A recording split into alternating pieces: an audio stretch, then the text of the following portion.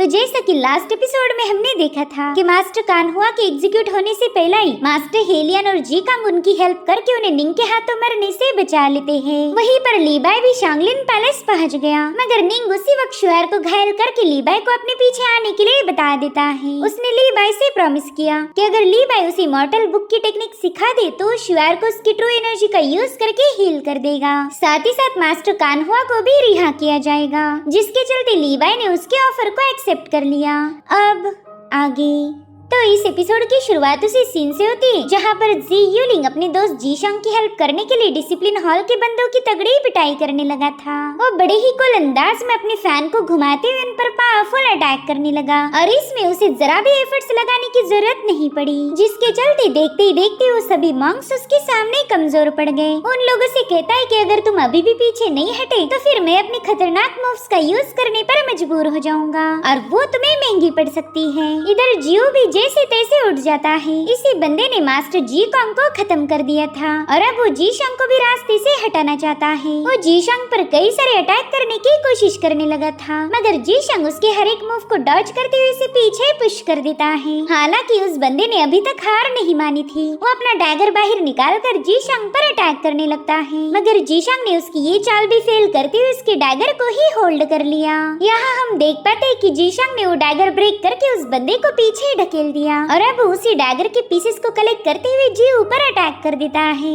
हालांकि जियो ने अपने सामने एनर्जी की एक शील्ड बना ली थी। उसे लगता है कि वो जीशंग के इस अटैक को काउंटर कर लेगा, मगर ऐसा नहीं होता। जीशंग ने अपनी एनर्जी से उसकी शील्ड ब्रेक करते हुए उस पर एक पावरफुल ब्लो हिट कर दिया, जिससे घायल होकर वो बंदा वहीं पर नॉकआउट हो जाता है। आई गेस उसकी मौत हो चुकी थी। अब जीशंग अपने मास्टर को उठाकर अपने साथियों को बताने लगा कि शांगलिन पैलेस अब पहले जैसा नहीं रहा और हम सभी लोग डिसिप्लिन हॉल के मेंबर से हमारा काम है जस्टिस करना, तो हम सब ने अब एक हो जाना चाहिए। हमें दोबारा से एक टीम बनना होगा। और उन लोगों को रियलाइज होता है कि उन्होंने अभी तक गलत बंदे का साथ दिया था, जिसके चलते वो अपने वेपन्स ड्रॉप करके जीशंग को ही अपना मास्टर एक्सेप्ट कर लेते हैं। वहीं पर जी यूलिंग अपने सेवंथ अंकल कान्हुआ की जंजीरें तोड़कर उन्हें आजाद कर चुका था। मास्टर कान्हुआ उससे कहते कि अब तुम तो जवान हो गए, मुझे लगा नहीं था तुम इतने ज्यादा टैलेंटेड होंगे। मगर जी यूलिंग उन्हें बताता है कि मुझे तो बस लीबा और अपने बाकी साथियों की फिक्र है, पता नहीं वो निंग उनके साथ क्या करेगा। तभी हेलियन मास्टर कान्हुआ से कहने लगे कि अब तुम अपने डिसाइपल और बेटे की फिक्र मत करो, फिलहाल हम दोनों भी इतने घायल हैं कि उनकी कोई मदद नहीं कर पाएंगे, तो क्यों ना पहला हम खुद को हील कर ले, तभी जाकर हम निंग का सामना कर सकते हैं। वहीं दूसरी तरफ फेंगजाओ ने स्टार हाउस के सभी 6 बंदों को बुरी तरह से घायल कर दिया था। उनसे कहता है कि तुम्हारे लीडर जिंगे तुम पर पूरा यकीन करते थे, मगर तुम लोगों ने उन्हें धोखा दे दिया।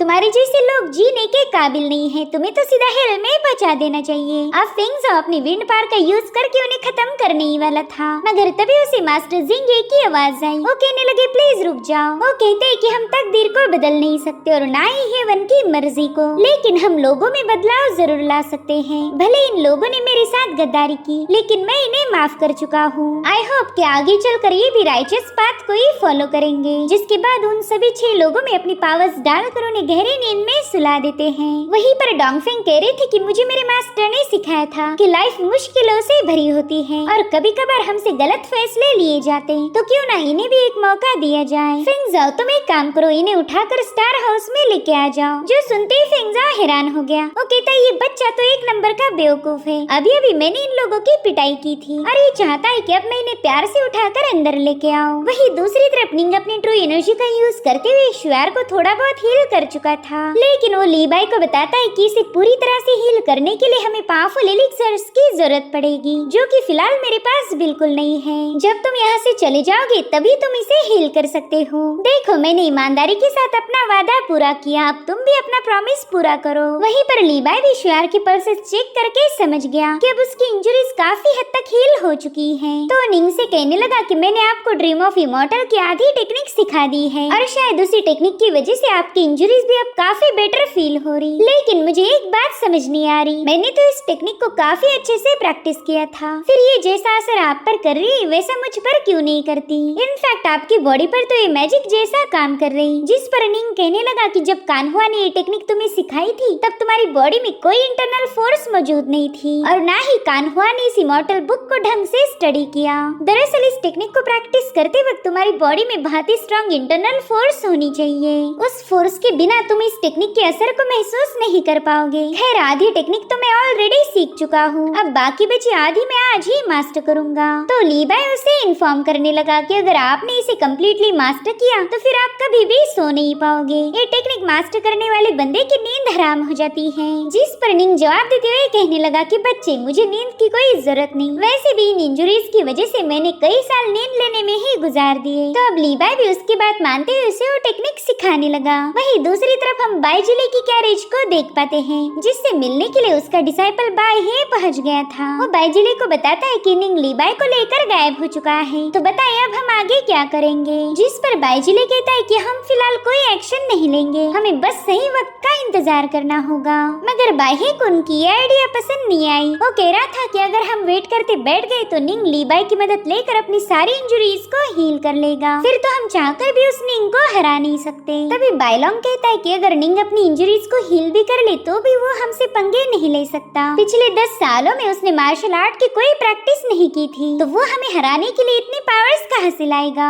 जिस पर बाही कह रहा था कि निंग खुद के शांगलिन पैलेस और सेल्फिश रीजन को प्रोटेक्ट करने के लिए किसी भी हद तक जा सकता, और वैसे भी स्टार हाउस के लोग और डिसिप्लिन हॉल के लोग भी लीबाई के साइड हो चुके हैं, तो ऐसा भी हो सकता है कि निंग लीबाई के साथ दोस्ती कर ले। अगर वो सब एक साइड हो गए तो फिर हमारे सीनियर बाइजिले कभी भी शांगलिन टावर के मास्टर नहीं बन पाएंगे। सो गाइस यहाँ पर बाइजिले का मकसद था शांगलिन पैलेस को हासिल करना, साथ ही साथ वो इमॉर्टल बुक पर भी कब्जा करना चाहता था। उतने में ही बाइजिले अपने डिसाइपल्स को बताने लगा कि निंग कभी भी लीबाई का साथ नहीं दे सकता और ना ही उनमें कभी दोस्ती होगी, लेकिन निंग मेरा दोस्त बन सकता है। वो लीबाई से टेक्निक सीख कर उसे धोखा देगा। एक्चुअली लीबाई सुहान का बेटा है, वही सुहान जो कुछ सालों पहले निंग के हाथों मारा गया था, जिसके बाद हमें शांगलिन पैलेस का सीन दिखाया गया, जहाँ पर डोंगफिंग अपनी पावर्स का यूज करते हुए मास्टर कान्हुआ की इंजरीज को हील करने की कोशिश कर रहे थे। तब तक जी यूलिंग भी पैलेस के बाहर आ जाता है। फेंगजाओ उससे पूछने लगा कि वो मॉन्क जी शंग तुम्हारे साथ क्यों नहीं आया, वो तो हमारा साथ देने वाला था ना। जिस पर जी यूलिंग बताने लगा कि जी शंग के मास्टर जी कॉन्ग की उन्हीं के जूनियर ने हत्या कर दी, जिसके चलते जी शंग ने अपने मास्टर का रिवेंज लिया और अब वो खुद ही डिसिप्लिन हॉल का मास्टर बन चुका है।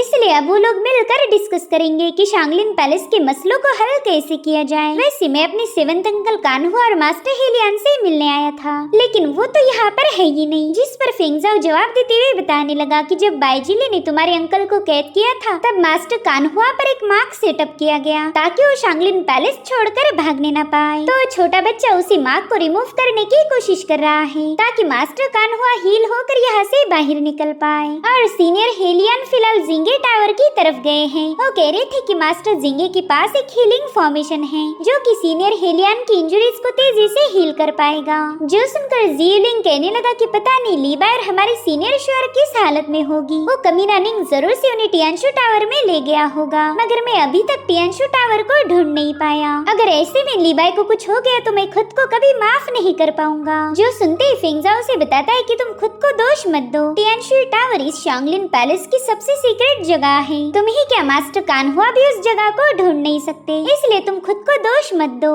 और उतने में उन्हें मास्टर कान्हुआ की आवाजें आने लगी। उन्हें इस फॉरबिडन मार्क को हटाने की प्रोसेस में काफी ज्यादा तकलीफ हो रही थी, जिससे फेंगजाओ निंग पर और ज्यादा भड़क गया। वो कह रहा था कि निंग के लालच की वजह से उन्होंने मास्टर कान्हुआ की ऐसी हालत कर दी। बस एक बार वो निंग हमारे हाथ लग जाए फिर हम उसे जिंदा नहीं छोड़ेंगे। वही दूसरी तरफ मास्टर हेलियन जिंगे टावर के पास पहुंच चुके थे, मगर वो देख पाते कि वहाँ ऑलरेडी कोई उनका इंतजार कर रहा था। तो मास्टर हेलियन कहने लगे कि अब निंग पूरी तरह से बर्बाद हो चुका है। डिसिप्लिन हॉल और स्टार हाउस दोनों उसके खिलाफ हो गए। तो बताओ तुम कब तक उस निंग के वफादार बने रहोगे? वेल ये है वेंजी और ये शांगलिन पैलेस के अंडर आने वाली कियानजू युवान अकेडमी का मास्टर था। उसने अपनी सिल्वर निडल से हेलियन पर हमला कर दिया, मगर हेलियन ने पहने हुए रोप के करीब आते ही वो निडल्स अपने आप डिस्ट्रॉय हो गए। मास्टर हेलियन उसे बताते कि हिडन वेपन्स का मुझ पर कोई असर नहीं होता और उतने में वेंजी के चमचे हेलियन पर हमले करने कूद गए, मगर हेलियन हेलियन ने बड़ी आसानी के साथ उनके अटैक को डॉज कर दिया था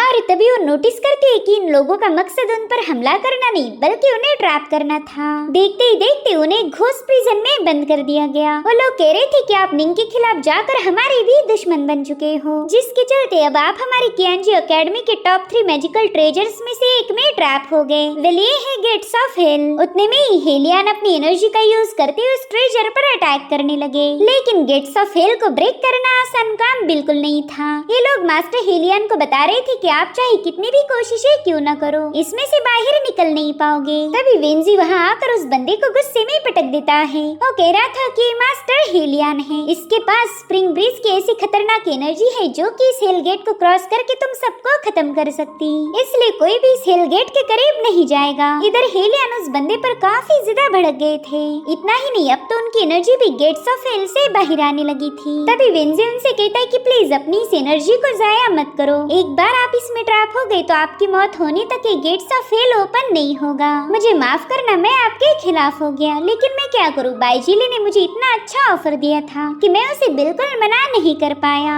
इधर हेलियन ने अपनी स्प्रिंग पावर को यूज करना शुरू कर दिया था। नेचर में मौजूद सारी एनर्जी अपने आप उनके पास जमा होने लगी। वो कह रहे थे वेंजी ज्यादा बकवास करना अच्छी बात नहीं होती, बकबक करते वक्त तुम अपने कई सारे राज खोल देते हो। इधर वेंजी को पूरा यकीन था कि हेलियन गेट्स ऑफ हेल से बाहर नहीं निकल सकते और उतने में गेट्स ऑफ हेल पर पंचेस के निशान पड़ना शुरू हो गए। उसके हर एक हिस्से पर मुसलसल अटैक किए जा रहे थे और फिर एक जोरदार ब्लास्ट के साथ गेट्स ऑफ हेल के चिथड़े उड़ाते हुए हेलियन बाहर आ गए। उनके हाथों से खून बह रहा था। वो वेंजी से कहने लगे कि तुम्हारे और मेरे दरमियान कोई दुश्मनी नहीं थी, मगर फिर भी तुमने मुझ पर अटैक कर दिया। जिस पर वेंजी कह रहा था कि चलो मैं तुम्हें ट्रैप तो नहीं कर पाया, मगर मार तो सकता हूँ ना। और अब वो उन पर कोई हमला कर पाए इससे पहले हेलियन उस पर पाम अटैक करते हुए इसे काफी पीछे पुश कर देते हैं। तब तक उस बंदे ने अपने डेविल फेस मास्क को रिलीज कर दिया। हालांकि हेलियन की जबरदस्त एनर्जी से वो मास्क वहीं पर होल्ड हो जाता है और फिर उन्होंने अपने एक ही अटैक में उसे ब्रेक कर दिया। तब तक वेंजी वहाँ पर कुछ जंजीरें रिलीज कर देता है जो कि मास्टर हेलियन को कैप्चर करने के लिए उन्हें चारों ओर से जकड़ने लगी, मगर उनकी स्प्रिंग ब्रिज एनर्जी के सामने वो जंजीरें भी टिक नहीं पाती।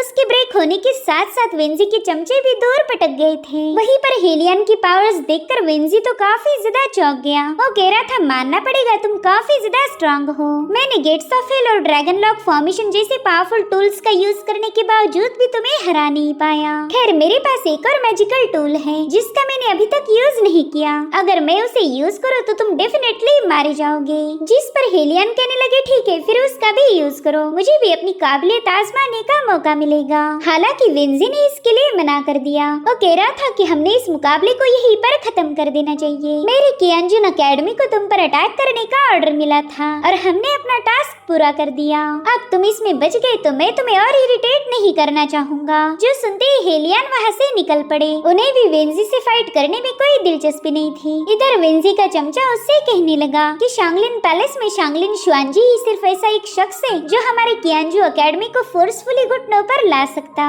अगर शांगलिन शुआनजी हेलियन के साथ मिल जाए फिर हमारी कोई खैर नहीं। मगर वेंजी को अच्छे से पता था कि हेलियन शुआनजी का साथ नहीं देंगे। इधर हेलियन पहले से भी और ज्यादा घायल हो चुके थे। वेंजी के साथ मुकाबला तो उन्होंने जीत लिया, मगर गेट्स ऑफ हेल उन्हें और ज्यादा कमजोर बना चुका था। वहीं दूसरी तरफ हम ली बाई को देख पाते हैं जिसने इमॉर्टल बुक की उस स्पेशल टेक्निक को पूरी तरह से निंग को सिखा दिया। वो कह रहा था कि जितना मुझे पता है वो सब मैंने आपको सिखाने की कोशिश की, अब आप उसे कितना सीख पाते हो यह आप पर निर्भर करेगा। इधर निंग के चेहरे पर एक स्माइल आ गई थी। ली बाई देखता है कि ये बंदा तो अपने ही ख्यालों में खोया हुआ है, तो कहने लगा मास्टर निंग आपकी इंजरीज हील हो चुकी जैसा कि मैंने वादा किया था, तो अब आप भी अपना वादा पूरा करके हमें इस माउंटेन से नीचे जाने की इजाजत दीजिए। मैं जल्दी से वापस जाकर अपनी सीनियर शुआर को हील करना चाहता हूँ। लेकिन तभी हम निंग के चेहरे पर एक इवल स्माइल देख पाते हैं। उसने ली बाई पर अचानक से ही हमला कर दिया था। ली बाई ने तो इस अटैक की बिल्कुल भी उम्मीद नहीं की थी, इसलिए वो शॉक होकर उससे पूछने लगा कि बताओ तुम ये सब क्यों कर रहे हो। जिस पर निंग कह रहा था, देखो मैं तुम्हें धोखा नहीं देना चाहता, लेकिन तुम यूँ समझ लो कि ये मेरी मजबूरी है। जिस पर लीवाई कहने लगा कि तुमने अभी अभी मुझ पर अटैक किया, शायद अब तुम्हें अपने फैसले पर रिग्रेट हो रहा है। मैंने तुम्हारी जान बचाई और तुम हो कि मुझ पर ही अटैक कर रहे। जिस पर निंग जवाब देते हुए बताने लगा कि मैंने तुमसे जो वादा किया था मैं उसे जरूर से पूरा करूंगा, लेकिन द बुक ऑफ इमॉर्टल की टेक्निक दुनिया में किसी और के पास नहीं जानी चाहिए। मैं नहीं चाहता कि ये टेक्निक मेरे अलावा किसी और के पास हो, और मैं जानता हूँ कि तुम इस टेक्निक को दूसरों को जरूर से सिखा दोगे, इसलिए अब तुम्हें मरना होगा। ये सब सुनकर तो लीबाई और ज्यादा शॉक हो गया। इस बंदे की उसने हेल्प की थी और अब उसने अपना मकसद पूरा होते ही लीबाई को धोखा दे दिया। तब तक निंग उस पर एक और पावरफुल अटैक कर देता है। लीबाई भी अपनी सोर्ड लेकर उस अटैक को काउंटर करने के लिए तैयार था, मगर वो उसे रोक पाई तभी शुआर की फ्लाइंग सोर्ड बीच में आ जाती है। शुआर की फ्लाइंग सोर्ड की एनर्जी ने निंग के अटैक को बड़ी आसानी के साथ डिस्ट्रॉय कर दिया था। वहीं पर लीबाई तो शुआर को महफूज देखकर काफी ज्यादा खुश हो गया। वो उसे बताता है कि इस बंदे ने आपके और मास्टर की जान के बदले मेरे से बुक ऑफ इमॉर्टल की टेक्निक का सौदा किया, और जैसे ही उसने ये टेक्निक मास्टर की, वो अपना वादा पूरा करने से मना कर रहा है। मुझे तो लगा ही नहीं था कि ये बंदा इतना बड़ा धोखेबाज होगा। जिस पर निंग कह रहा था, लीबाई पता नहीं तुम मुझ पर इतना नाराज क्यों हो रहे हो, देखा जाए तो तुम कई सालों से सोए नहीं थे। मेरे ख्याल से अब तुम्हें नींद लेने की जरूरत है, और वैसे भी मैं बस तुम्हें खत्म करना चाहता हूँ। जैसा कि मैंने वादा किया था, तुम्हारी सीनियर शुआर और मास्टर कान्हुआ यहाँ से जा सकता है। जरा सोचो ये डील तुम्हारे लिए कितनी ज्यादा फायदेमंद है। अपनी जान देकर तुम और 2 लोगों की जान बचा सकते हो। तुम्हारे मास्टर कान्हुआ हमेशा हमेशा के लिए शांगलिन पैलेस से आजाद हो जाएंगे। तभी शुआर उससे कहती कि हम कल्टीवेटर्स हैं, कोई सौदागर नहीं जो अपनी जान का सौदा करे। लीबाई को अभी तक इस बेरहम दुनिया को कोई नॉलेज नहीं, इसलिए वो तुम्हारी बातों में आ गया। खैर अब तुमने अपने असली रंग दिखा दिए हैं। अगर तुम दोबारा से इंजर्ड नहीं होना चाहते तो जल्दी से हमारे रास्ते से हट जाओ। उसकी बातें सुनकर निंग कह रहा था कि तुम उस कान्हुआ की बेटी तो हो, मगर उससे कई ज्यादा स्मार्ट। शायद तुम पूरी तरह से अपनी माँ पर गई हो। जिसके बाद निंग शुआर पर अटैक करते हुए उसे काफी पीछे पुश कर देता है। जो देख लीबाई तुरंत ही उसे संभालने लगा। वो शुआर को बताता है कि आप बिल्कुल फिक्र मत कीजिए, दरअसल सोर्ड फेरी ने सिखाई हुई सोर्ड टेक्निक को मैंने मास्टर किया है, जिससे मेरी कल्टीवेशन में काफी ज्यादा इम्प्रूवमेंट हो गई। तो शुआर उसे समझाने लगी कि ये निंग का डुप्लीकेट नहीं जिसे तुम आसानी से हरा पाओ, और उतने में निंग उस पर एक और अटैक करते हुए उसे पीछे पुश कर देता है। जो देख शुआर ने अपनी स्पेशल सोर्ड टेक्निक को एक्टिवेट कर दिया। वो अब सीधे निंग पर अटैक करने के लिए रवाना हो गई थी, मगर उसी वक्त निंग ने उसको रोक लेता है। वो कह रहा था कि इस सोर्ड टेक्निक को मैंने पहले भी कहीं पर देखा था, शायद इसे तुमने अपनी माँ से इनहेरिट किया है। जिस पर शुआंग कहने लगी कि तुमने एकदम सही पहचाना, अब तुम भाड़ में जाओ, मगर निंग उसके हमले को आसानी से डॉज कर देता है। अब जैसे ही शुआर उस पर सेकंड अटैक करने रवाना हुई, निंग ने तुरंत ही जाकर उसकी गर्दन दबोच ली। उसे चुप करते हुए कह रहा था कि लड़की, मैं एक जमाने में इस दुनिया का टॉप टैलेंटेड मार्शल आर्टिस्ट माना जाता था। मेरी सिर्फ 3 मूव ही किसी भी पावरफुल कल्टीवेटर को हराने के लिए काफी थी, मगर तुम बच्चों ने मुझे कुछ ज्यादा ही हल्के में ले लिया। खैर कोई नहीं, अभी मैं तुम दोनों को तुम्हारी औकात दिखा देता हूँ। लेकिन उतने में लीबाई ने उसके मुंह पर एक जोरदार पंच हिट करते हुए शुआर को उसकी पकड़ से आजाद कर लिया। साथ ही लीबाई शुआर को बता रहा था कि हम दोनों मिलकर अपनी मूव्स को एक करके इस पर अटैक कर देंगे। इतना ही नहीं, उसने तो निंग पर कुछ स्लैश अटैक्स भी रिलीज कर दिए थे, जिसे निंग बड़ी आसानी के साथ डॉज करने लगा। वो कह रहा था, बच्चे ये फालतू मूव्स मुझे घायल नहीं कर सकती, चलो मैं तुम्हें बताता हूँ कि अटैक कैसे किया जाता। जिसके बाद वो लीबाई पर अपनी पावर का यूज करके हमला करने ही वाला था, मगर उसकी पावर अचानक से वैनिश हो गई। ये देख निंग बहुत ज्यादा सरप्राइज्ड हो गया था। वो कहता है, बच्चे कहीं तुमने मेरे साथ कोई चालाकी तो नहीं की? जो सुनकर लीबाई काफी ज्यादा हंसने लगा। वो उसे कहता है, मुझे भी नहीं लगा था कि तुम मेरे साथ चालाकी करोगे। अब जो तुमने किया वही मैंने किया, लेकिन मुझे ताज्जुब तो इस बात का हो रहा कि हेवनली शांगलिन पैलेस के मास्टर इतने आसानी से मेरी बातों में फंस गए। तुम तो इतने बेवकूफ हो कि तुम्हें इतना भी समझ नहीं आया कि तुमने इमॉर्टल स्क्रिप्चर को पूरी तरह से मास्टर नहीं किया था, और सच्चाई जानने से पहले ही तुमने मुझ पर अटैक कर दिया। दरअसल मैं बचपन से अपने मास्टर के साथ एक छोटे से विलेज में पला बड़ा हूँ। ये जो चूना लगाने वाली ट्रिक्स होती है ना, ये मेरे से बेहतर कोई नहीं जानता। भले ही पैलेस मास्टर निंग मार्शल आर्ट के नंबर 1 कल्टीवेटर हैं, मगर उनकी मेथड्स गली के लफंगे जैसी वाहियात और बेकार थी। ये सब जानने के बाद निंग के तो मानो खून में ही आग लग गई थी। उसे पहले तो ये लगा कि लीबाई से सारी टेक्निक सीख कर मैं इसे खत्म कर दूंगा, इसलिए वो कहने लगा, लीबाई चलो एक बार फिर से सौदा करते हैं। जिस पर लीबाई कह रहा था, सौदा तो अब मेरी जूती भी तेरे साथ नहीं करेगी, तेरा निगोशिएशन गया तेल लेने। जिसके बाद शुआर और लीबाई ने तुरंत ही उस पर हमले करना शुरू शुरू कर दिए, मगर निंग यहाँ से वहाँ मूव होते हुए उन्हें काउंटर करने लगा। साथ ही वो अब अपनी फ्लाइंग सोर्ड को भी समन कर लेता है, जिसके बाद उसने फटाफट से इनके सारे अटैक को काउंटर करते हुए अपनी एक सोर्ड टेक्निक को एक्टिवेट कर दिया, जिससे वहाँ पर हजारों सोर्ड्स क्रिएट होकर इन दोनों पर मुसलसल हमले करने लगी। तो ये लोग भी उन तलवारों के अटैक्स को उतनी ही तेजी के साथ काउंटर करने लगते हैं। ली बाई ने तो ऐसी टेक्निक पहली बार देखी थी, इसलिए उस शुआर को उसके बारे में पूछने लगा कि आखिर इस टेक्निक का नाम क्या है, जिस पर शुआर उसे बताने लगी कि ये निंग की सबसे ज्यादा स्पेशल टेक्निक है, जिसे फ्लॉलेस के नाम से भी जाना जाता।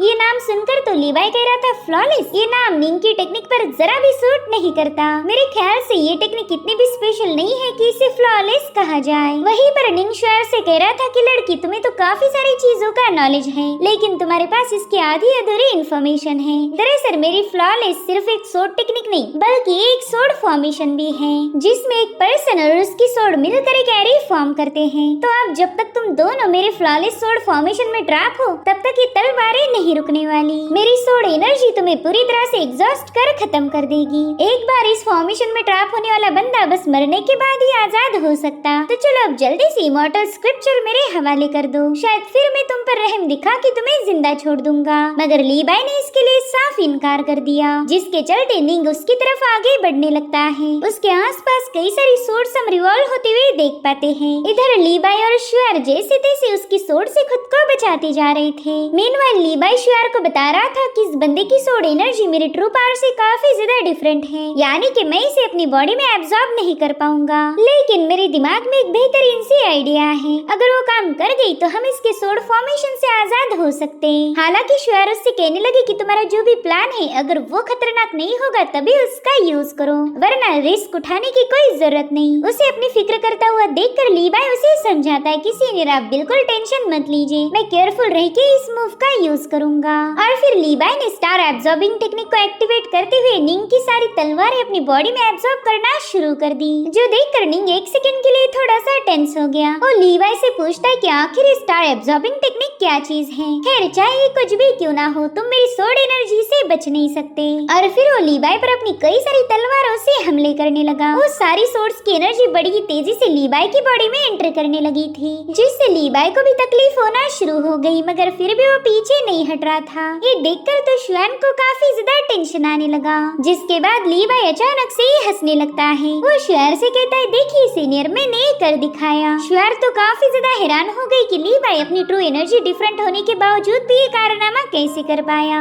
उसकी बॉडी में अब 2 डिफरेंट टाइप की एनर्जी मौजूद है, मगर फिर भी वो ली बाई पर कोई बैकलैश नहीं कर रही थी। तभी ली बाई उसे बताता है कि इमॉर्टल बुक से मैंने जो मार्शल आर्ट प्रैक्टिस की थी वो काफी ज्यादा अजीब है, उनके रूल्स तो मेरे पल्ले ही नहीं पड़ रहे थे। तो मुझे लगा क्यों ना इस इमॉर्टल टेक्निक को किसी और मेथड के साथ मर्ज किया जाए। ये थोड़ा सा रिस्की तो था, लेकिन मैंने इसे कर दिखाया। वहीं पर निंग भी ये सब देखकर काफी ज्यादा इरिटेट होने लगा। वो कहता है कि तुम मेरी ही सोर्ड एनर्जी का यूज मेरे खिलाफ कर रहे हो। ये बात तो माननी पड़ेगी कि इमॉर्टल स्क्रिप्चर अमेजिंग है। जो सुनकर ली बाई कहने लगा, हाँ मेरी इमॉर्टल स्क्रिप्चर टेक्निक तो गजब की है, मगर तुमने अपनी फ्लॉलेस टेक्निक का नाम बदलकर यूजलेस रख देना चाहिए। जिस पर निंग हंसते हुए कह रहा था, बच्चे तुम तो बातें भी बड़ी प्यारी कर लेते हो। वेल तुम्हें ऐसा लग रहा होगा कि तुम उस इमॉर्टल बुक में पड़ी हुई स्किल और मार्शल आर्ट का यूज करके मुझे हरा दोगे, मगर ऐसा नहीं होगा। जिसके बाद निंग अपने क्योस सोर्ड इंटेंट को एक्टिवेट कर देता है। अभी क्योस पावर देखकर ये दोनों भी थोड़े से पीछे हटने लगे। साथ ही इस क्योस सोर्ड इंटेंट को बाई जिले ने भी दूर से देख लिया था। वो कहता है कि ली बाई ने निंग को सोर्ड इंटेंट यूज करने पर मजबूर कर दिया। मानना पड़ेगा इस बंदे में स्पेशल एबिलिटीज हैं। और उतने में बाई जिले का डिसाइपल वहाँ पर पहुँच गया। वो बाई जिले को बताता है कि मास्टर वेंजी ने हेलियन को मारने की कोशिश की थी, मगर हेलियन ने उसके सबसे पावरफुल आर्टिफैक्ट हेल गेट को ब्रेक करके वेंजी को हरा दिया, जिसके चलते वेंजी शांगलिन पैलेस से वापस जा चुका है। जिस पर बाईजिले कह रहा था कि हेलियन भले ही हमारा दुश्मन है, लेकिन मैंने डिसाइड किया कि फिलहाल के लिए हम हेलियन का पीछा छोड़ देंगे। अगर हम अपने सभी दुश्मनों को मारते गए तो इस कल्टीवेशन की दुनिया में मजा नहीं आएगा। यहाँ तो रौनक तभी है जब हमारे दुश्मन जिंदा हो। वहीं दूसरी तरफ मास्टर हेलियन बस मास्टर कान्हुआ की इंजुरीज के हील होने का इंतजार कर रहे थे। वहीं पर फेंग झाओ कहने लगा कि छोटा बच्चा किसी काम का नहीं, देखो तो कब से ही मास्टर को ठीक करने में लगा हुआ है, मगर अभी तक कर नहीं पाया। जिस पर जी जियोलिंग कह रहा था भाई वो बच्चा तो तुमसे ज्यादा टैलेंटेड है, अगर तुम्हें ज्यादा ही जल्दी हो रही तो खुद ही जाकर मास्टर को हील करो। और उतने में ही मास्टर कान्हुआ ने अचानक से जाकर इन दोनों को बेहोश कर दिया। वो कह रही थी कि मेरी बेसिक इंजरीज तो कब की हील्ड हो चुकी है, बस मैं नहीं चाहता था कि तुम हमारे साथ चलो। तुम दोनों भी ऑलरेडी काफी ज्यादा एग्जॉस्ट हो चुके हो, तो अब यहीं पर आराम करो ताकि हम जाकर लीबाई और शुआर को वापस ला पाए। तो इस तरह से मास्टर कान्हुआ ने इन दोनों को प्रोटेक्ट किया। साथ ही वो डाओजुन के डिसाइपल मोचिन को भी थैंक्स बोलते हैं, क्योंकि मोचिन की वजह से उनकी इंजरीज ऑलमोस्ट हील हो चुकी थी। अब ये सीन यहीं पर कट होकर हम लीबाई और शुआर को देख पाते हैं, जिन्हें निंग अपनी क्योस पावर का यूज करते हुए जमीन पर जोरों से पटक चुका था। साथ ही अब निंग ने वहाँ पर एक बहुत ही खतरनाक बीस्ट को भी समन कर लिया था, जो देख शुआर काफी ज्यादा सरप्राइज्ड हो गई। वो लीबाई को बताने लगी कि पास में निंग एक टॉप लेवल का मार्शल आर्टिस्ट था। भले ही वो फिलहाल काफी ज्यादा इंजर्ड है, लेकिन किसी बीस्ट को समन करना ये किसी लूजर का काम नहीं हो सकता। अब हमें इस बात को एक्सेप्ट कर लेना चाहिए कि हम निंग को आसानी से हरा नहीं पाएंगे। तो अब लीबाई उस बीस्ट को डिस्ट्रॉय करना शुरू कर देता है और वहीं पर शुआर ने उस बीस्ट पर अपना एक स्लैश अटैक रिलीज करते हुए उसे डिस्ट्रॉय कर दिया। जो देख निंग कह रहा था लीबाई जल्दी से वो सारे टेक्निक मुझे सिखा दे, वरना मैं तुम दोनों को खत्म कर दूंगा। जो सुनकर लीबाई कह रहा था बस तुम जरा खुद को देखो, तुम खुद एक मौत की कगार पर हो और मुझे मारने की धमकियां दे रहे। जो सुनते साथ ही निंग अपने एक और बीस्ट को समन कर चुका। वेल इस बीस्ट का नाम हमें बताया जाता है क्योस ब्लेड बीस्ट। उस बीस्ट ने आते ही इन दोनों पर अपनी पावरफुल एनर्जी रिलीज करना शुरू कर दी थी, मगर शुआर लीबाई को साइड में हटाते हुए कहने लगी कि इससे मैं निपट लेती हूँ। और अब शुआर ने अपनी वाटर टेक्निक को एक्टिवेट करते उस बीस्ट की एनर्जी को ब्लॉक करना शुरू कर दिया। हालांकि लीबाई भी उसकी मदद करना चाहता था, इसलिए वो एक बार फिर से अपनी स्टार एब्जॉर्बिंग टेक्निक का यूज करते हुए उस बीस्ट की क्योस पावर को अपनी बॉडी में समाने लगा, मगर शुआर उसे ऐसा करने से रोक रही थी। वो कहती है कि निंग की ओरिजिनल क्योस पावर है और ये काफी ज्यादा खतरनाक होगी। मैंने तो सुना था कि जिस भी बंदे पर इस क्योस एनर्जी का अटैक होता है उसकी सोल घायल होकर स्पिरिट ब्रेक हो जाता,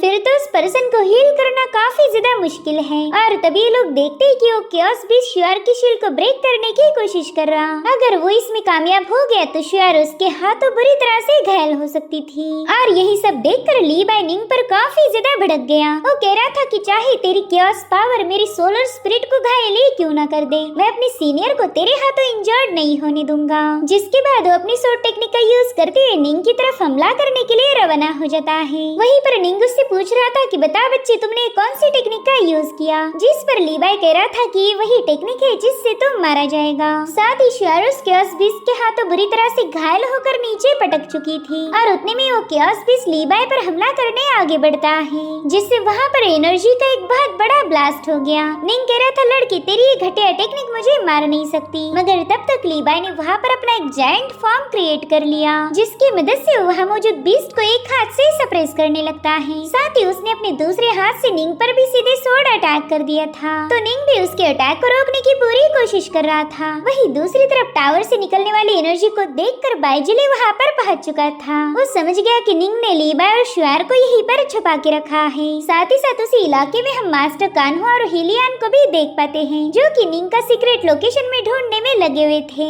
और तभी उन्हें भी निंग की सोड ऑरा नजर आने लगी, जिसे देख मास्टर कान्हुआ कहते हैं कि शायद अब हमें इधर उधर भटकने की जरूरत नहीं, निंग हमें आसानी से मिल जाएगा। वहीं दूसरी तरफ हम डीमन लॉर्ड को देख पाते हैं, जो कि शांगलिन पैलेस का प्रिजन ब्रेक करके बाहर आ चुका था। अब बाहरी दुनिया में इसके कितने दुश्मन हैं इसके बारे में हमें फिलहाल तो कोई आइडिया नहीं। वहीं दूसरी तरफ निंग लीबाई के अटैक को रोकने की पूरी कोशिश कर रहा था। साथ ही साथ उसने लीबाई के फॉर्म को 2 हिस्सों में काट दिया, लेकिन जब निंग को लगा कि वो लीबाई को हरा चुका, उतने में ही अचानक से आकर लीबाई ने उस पर एक जोरदार स्लैश रिलीज कर दिया। इस एक ही अटैक में निंग बुरी तरह से घायल हो चुका था। वो लीबाई से पूछने लगा कि बताओ तुमने मुझ पर कौन सी मार्शल आर्ट का यूज किया, मेरी बॉडी यूं अचानक से ठंडे क्यों पड़ रही। जिस पर लीबाई बताने लगा कि ये तो मैंने अभी अभी इजाद की हुई टेक्निक है, इसे तुम आइस कोल्ड सोर्ड टेक्निक की second type the ice armour concealment भी बोल सकते हो, मगर मैंने इसे एक नया नाम दिया जो कि होगा रीइंकार्नेशन, क्योंकि इसके अटैक के बाद वो बंदा सीधे रीइंकार्नेशन के लिए रवाना हो जाता है। जिस पर निंग कह रहा था कि मैंने अपनी पूरी लाइफ इस कॉन्टिनेंट पर डोमिनेट किया, मैं मार्शल आर्ट का टॉप टैलेंट हूँ, लेकिन आज मैं 2 यंग बच्चों के हाथों मारा जाऊंगा।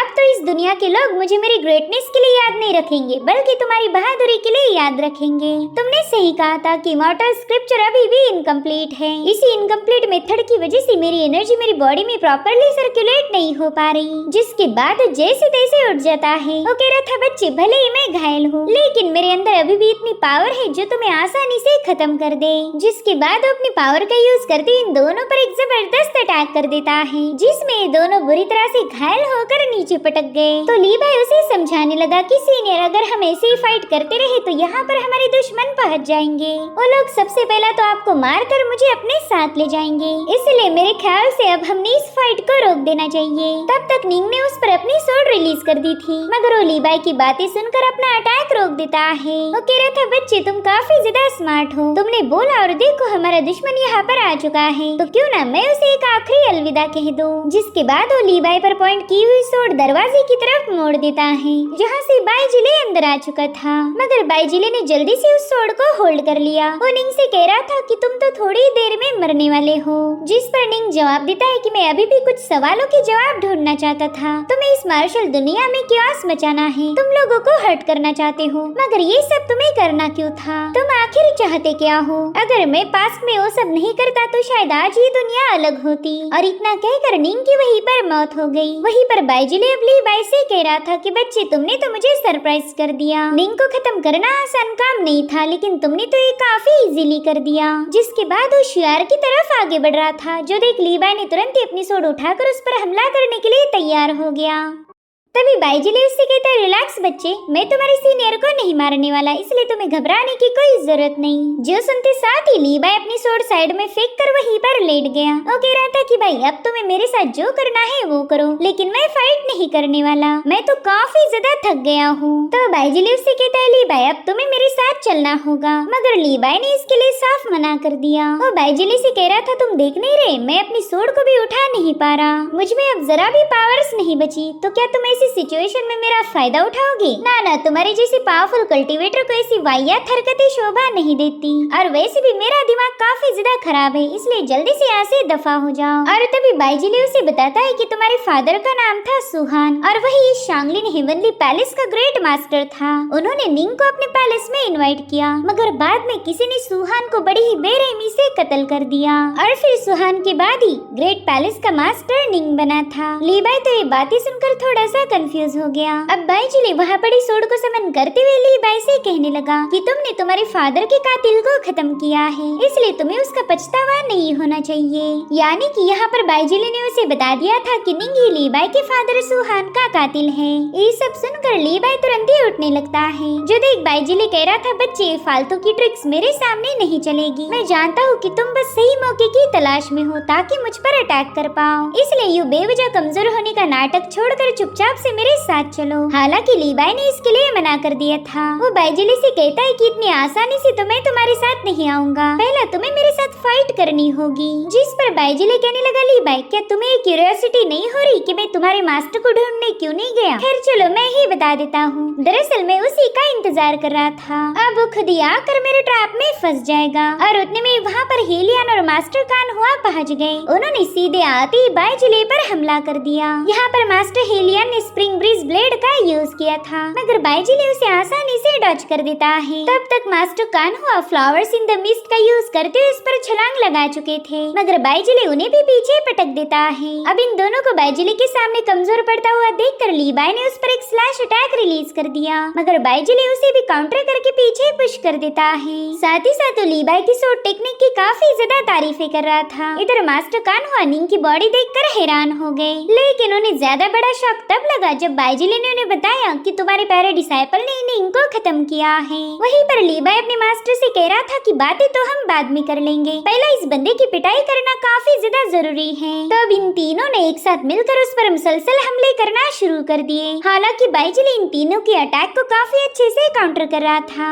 उतने में ही मास्टर कानहुआ ने उस पर पीछे से अटैक कर दिया। वो कह रहा था कि अब तो तुम बच नहीं सकते, मेरी flower in the mist technique तुम्हें अंदर से खोखला कर देगी। साथ ही साथ हेलियन ने भी आगे से आकर उस पर हमला कर दिया था। मगर उन दोनों को ताज्जुब इस बात का हो रहा था कि बाइजिले एकदम रिलैक्स है। दरअसल बाइजिले ने इन दोनों की पावर्स को एब्सॉर्ब करना शुरू कर दिया था और ये देखकर लीबाई काफी ज्यादा हैरान हो गया, क्योंकि ये टेक्निक तो बस उसे पता थी। और शॉक होकर कहता है कि ये तो इमॉर्टल स्क्रिप्चर है, यानी कि तुमने भी इमॉर्टल बुक की टेक्निक की प्रैक्टिस की थी। वहीं पर बाइजिले स्माइल करते हुए पूछता है कि बताओ मेरे दोस्त, तुम्हें मेरा ट्रैप कैसे लगा? अब अगर तुम्हें अपने मास्टर को प्रोटेक्ट करना है तो तुम्हें मेरे साथ आना ही पड़ेगा। सोच समझकर जवाब देना, अगर तुमने मना किया तो मैं इन दोनों बंदों को निपटा दूंगा। मैं किसी भी कीमत पर इमॉर्टल स्क्रिप्चर को स्टडी करना चाहता हूँ, इसलिए मेरी बात मानने के अलावा तुम्हारे पास और कोई ऑप्शन नहीं बचा। लीबाई देखता है कि बाइजिले उसके मास्टर और सीनियर हेलियन की स्पिरिचुअल एनर्जी को काफी तेजी से एब्जॉर्ब कर रहा था। तभी मास्टर कान्हुआ उससे पूछते कि बताओ तुमने इमॉर्टल बुक की टेक्निक को मास्टर कब किया था? मगर बाइजिले इसका कोई जवाब नहीं देता। तो मास्टर कान्हुआ अपने डिसाइपल लीबाई को वहाँ से भागने के लिए बताने लगे। वो कह रही थी कि जल्दी से पैलेस ऑफ लर्निंग में चले जाओ, मगर शुआर को बेहोश देख लीबाई को वहाँ से जाने का मन ही नहीं करता। साथ ही बाइजिले उसे बताता है कि लीबाई भागने का कोई फायदा नहीं है, ना पैलेस ऑफ लर्निंग का मास्टर तुम्हें बचा सकता और ना ही डाओ लॉर्ड। और मास्टर कान्हुआ भी उसकी इस बात से पूरी तरह से अग्री थे। वो कहते हैं कि तुमने इमॉर्टल बुक की टेक्निक को मास्टर कर लिया है तो लीबाई का सेफ रहना अब काफी ज्यादा मुश्किल हो जाएगा। मगर बाइजिले तुमने मुझे और मेरे दोस्त को हल्के में लिया, क्या तुम्हें लगता है कि तुम शांगलिन पैलेस के दोनों मास्टर की पावर को एब्सॉर्ब कर पाओगे? जिस पर बाइजिले कह रहा था कि मुझे भी इस बारे में नहीं पता, लेकिन मैं कोशिश तो जरूर करूंगा। वहीं पर मास्टर कान्हुआ लीबाई को बार बार वहाँ से जाने के लिए बता रहे थे, मगर लीबाई का पूरा ध्यान शुआर पर था। वो अपने सीनियर को ऐसी हालत में छोड़कर नहीं जाना चाहता था और ये बात बाइजिले भी समझ गया। वो कान्हुआ से कहता है कि तुम्हारे डिसाइपल को कुछ भी बताने का कोई फायदा नहीं होगा, क्योंकि ये बंदा अपने सीनियर को छोड़कर नहीं भागेगा। जिस पर लीबाई कह रहा था, हाँ मेरी ही वजह से मेरी सीनियर घायल हो गई, तो भला मैं उन्हें मुश्किल वक्त में छोड़कर कैसे जा पाऊंगा?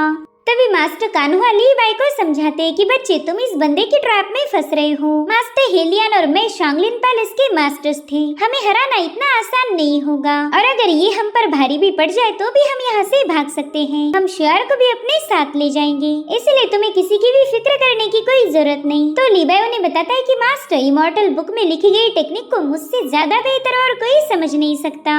अगर आप इस पावर एब्सॉर्बिंग टेक्निक में ट्रैप हो चुके हो तो आप दोनों का यहाँ से एस्केप करना इम्पॉसिबल है। अगर फिलहाल कोई आपको बचा सकता है तो वो मैं हूँ। लेकिन मास्टर कान्हुआ कह रही थी बच्चे बड़ी बड़ी बातें फेंकना बंद करके यहाँ से भाग निकलो। मगर लीबाई तो उनकी एक सुनने के लिए तैयार नहीं था। वो कहता है कि पैलेस ऑफ लर्निंग में हमें एक जुंजी बनने की ट्रेनिंग दी जाती है, एक ऐसा जेंटलमैन जिसके कुछ टारगेट्स और उसूल होते हैं। वो हमेशा अपने दिल की आवाज को सुनकर डिसीजन लेता। भले मैं फिलहाल एक जुंजी बनने से काफी ज्यादा दूर हूँ, मगर आज मेरा एक टारगेट है जिसका नाम होगा नो रिग्रेट। अगर मेरी गर्दन भी कट जाए तो मुझे कोई पछतावा नहीं होगा। जिसके बाद वो अपनी पावर्स को एक्टिवेट करते हुए बाइजिले पर एक स्लैश अटैक रिलीज कर चुका था। मगर बाइजिले रोरिंग टेक्निक का यूज करते हुए उसे ब्रेक कर लीबाई को बुरी तरह से घायल कर देता है। लीबाई पहले निंग के साथ फाइट करके काफी ज्यादा एग्जॉस्ट हो गया था, इसलिए बाइजिले पर उसके अटैक का कोई असर नहीं होता, जो देखकर मास्टर कान्हुआ भी परेशान हो गए। वहीं पर बाइजिले उनसे कह रहा था कि तुम्हारा डिसाइपल लीबाई तो काफी ज्यादा इंटरेस्टिंग है,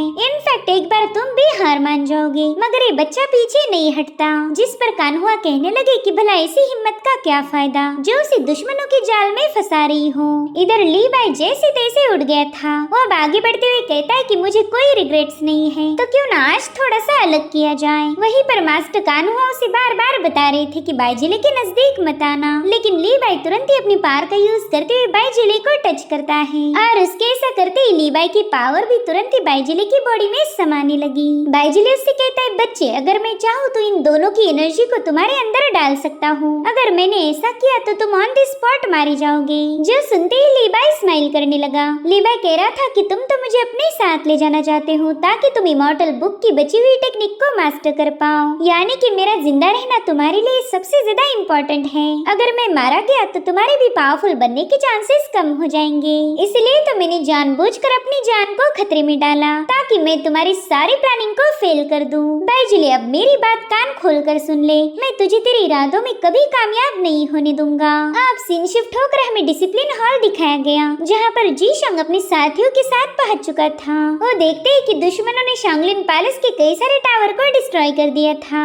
और उतने में वहाँ पर बाई हे पहुँच जाता है, जो कि बाइजिले का डायरेक्ट डिसाइपल था। जी शंग उसे गुस्से में पूछ रहा था कि बताओ शांगलिन हेवनली पैलेस को डिस्ट्रॉय करके तुम क्या हासिल करना चाहते हो? अगर तुम इस पैलेस पर कब्जा भी कर लो तो तब तक ये पैलेस जलकर राख हो चुका होगा। और रही बात हमारी, तो हम तुम्हारे मास्टर बाइजिले को रोकने की पूरी कोशिश करेंगे। तो बाइजिले उसे जवाब देते हुए कहने लगा कि अब हमें इस शांगलिन पैलेस में जरा भी दिलचस्पी नहीं और ना ही हम इस पर फतेह हासिल करना चाहते। जो सुनते जी शंग उस पर पाम अटैक करते हुए पूछ रहा था कि बताओ तुम्हारा क्या प्लान है, मगर बाई ने बड़ी ही आसानी के साथ उसके अटैक को डॉज कर दिया। वो कह रहा था जी शंग, मैंने तो सुना था कि सभी मॉन्क्स के पास एक स्पेशल एबिलिटी होती है, तुम किसी भी कल्टीवेटर के हार्ट को देखकर ही उसका नेचर पहचान सकते हो, मगर तुम लोग तो निंग को पहचानने में पूरी तरह से फेल हो गए और फाइनली उस निंग की वजह से तुम्हारे मास्टर मारे गए। तब तक जी शंग ने उस पर डबल पाम अटैक रिलीज कर दिया था, मगर बाई साइड में हटते हुए अपनी क्रेन परिंदे को समन कर लेता है। वो कहने लगा कि हम तो यहाँ से ही जाने वाले हैं, तो मैंने सोचा क्यों ना जाने से पहले तुम्हें गुड बाय बोल दूं। वैसे जी शंग, ये मत समझो कि ये फाइट यहाँ पर खत्म हो गई, वो दिन जरूर आएगा जब हम दोनों फाइट करेंगे और उस दिन हम दोनों में से बस एक ही सरवाइव कर पाएगा।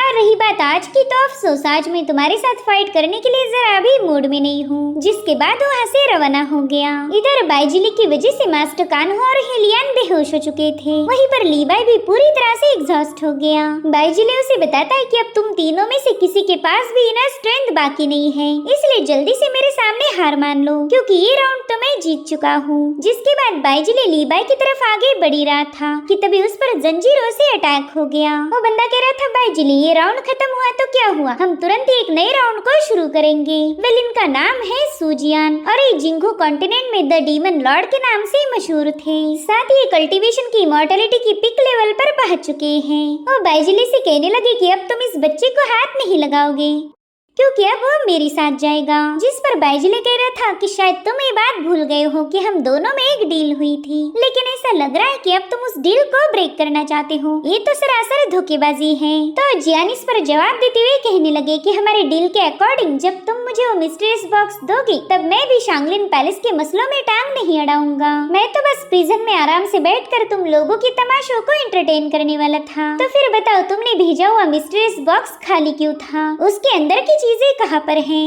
अब बाइजिले भी ये सुनकर थोड़ा सा हैरान था। उतने में ही जियान हंसते हुए कहने लगे कि हम दोनों को पता है उस मिस्टीरियस बॉक्स में सू फैमिली का सीक्रेट था और ये उस फैमिली का ग्रेटेस्ट सीक्रेट माना जाता है। जिस पर बाइजिले कह रहा था हाँ मैं जानता हूँ और मुझे उस सीक्रेट में जरा भी दिलचस्पी नहीं, तो भला मैं तुमसे झूठ क्यों बोलूंगा। हालांकि एल्डर जियान को इस बंदे पर जरा भी यकीन नहीं था। वो कहते कि तुम्हें अभी भी लगता है मैं तुम पर ट्रस्ट करता हूँ। बाइजिले, तुमने इतने लोगों को धोखा दिया है कि अब तुम्हारी एक धोखेबाज जैसी रेपुटेशन बन गई, इसलिए मैं तुम पर चाहकर भी यकीन नहीं कर सकता। तो बाइजिले उससे कहता है ठीक है, ये मसला तुम्हारे और मेरे दरमियान का है, इसलिए लीबाई को बीच में घसीटने की कोई जरूरत नहीं। मगर जियान कह रही थी कि तुमने मुझे धोखा दिया है, तो बताओ फिर मैं तुम्हारी प्लानिंग को सक्सेसफुल कैसे होने दूंगा। तो अब बाइजिले के पास भी कोई ऑप्शन नहीं था, इसलिए वो भी जियान का मुकाबला करने के लिए तैयार हो गया। उतने में ही जियान उसे याद दिलाते कि तुमने अभी भी इन तीनों बंदों की पावर को अपने अंदर एब्जॉर्ब किया है, तो उस एनर्जी को स्टेबलाइज करने में तुम्हें वक्त लगेगा। अगर सच बताओ तो तुम फिलहाल काफी ज्यादा कमजोर हो, ऐसे में तुम्हें मारना चींटी को मसलने जितना आसान हो चुका है। जिसके बाद वो अपनी जंजीरों को पटकते हुए बाइजिले पर हमला कर देते हैं, मगर बाइजिले ने समय रहते खुद को बचा लिया था। इधर लीबाई इन दोनों के मसलों में बिल्कुल भी फंसना नहीं चाहता था, मगर वो चाहकर भी वहाँ से भाग नहीं सकता क्योंकि उसकी सारी एनर्जी बाइजिले ने एब्जॉर्ब की थी। वहीं पर बाइजिले को भी रियलाइज हो गया कि वो फिलहाल जियान का मुकाबला करने की हालत में नहीं, इसलिए उनसे कहता है कि तुमने आज जो कुछ भी किया है इसका अंजाम तो तुम्हें भुगतना होगा। और फिर जियान को धमकी देकर बाइजिले वहाँ से भाग निकला। वहीं पर जियान उससे कह रही थी बाइजिले, तुम्हारे जोक तो मुझे काफी ज्यादा पसंद आते हैं, अगली बार पूरी तैयारी के साथ मेरे सामने आना वरना बेवजह मारे जाओगे। तभी लीबाई डर के मारे उनसे पूछने लगा कि सीनियर आप कौन हो। तो एल्डर जियान उसकी तरफ आगे बढ़ते हुए उसे जवाब देते कि बच्चे मैं चाहे कोई भी क्यों ना हूँ, बस तुम इतना जान लो कि मैं अच्छा इंसान बिल्कुल नहीं हूँ। जिसके बाद वो लीबाई को अपने साथ ले जाने लगा। लीबाई इतना एग्जॉस्ट था कि वो जियान को रेजिस्ट भी नहीं कर पाता। वही दूसरी तरफ बाई ही बाइलोंग के पास पहुंच गया। वो कह रहा था कि मास्टर जिंगहान ने स्टार हॉल को पूरी तरह से डिस्ट्रॉय कर दिया।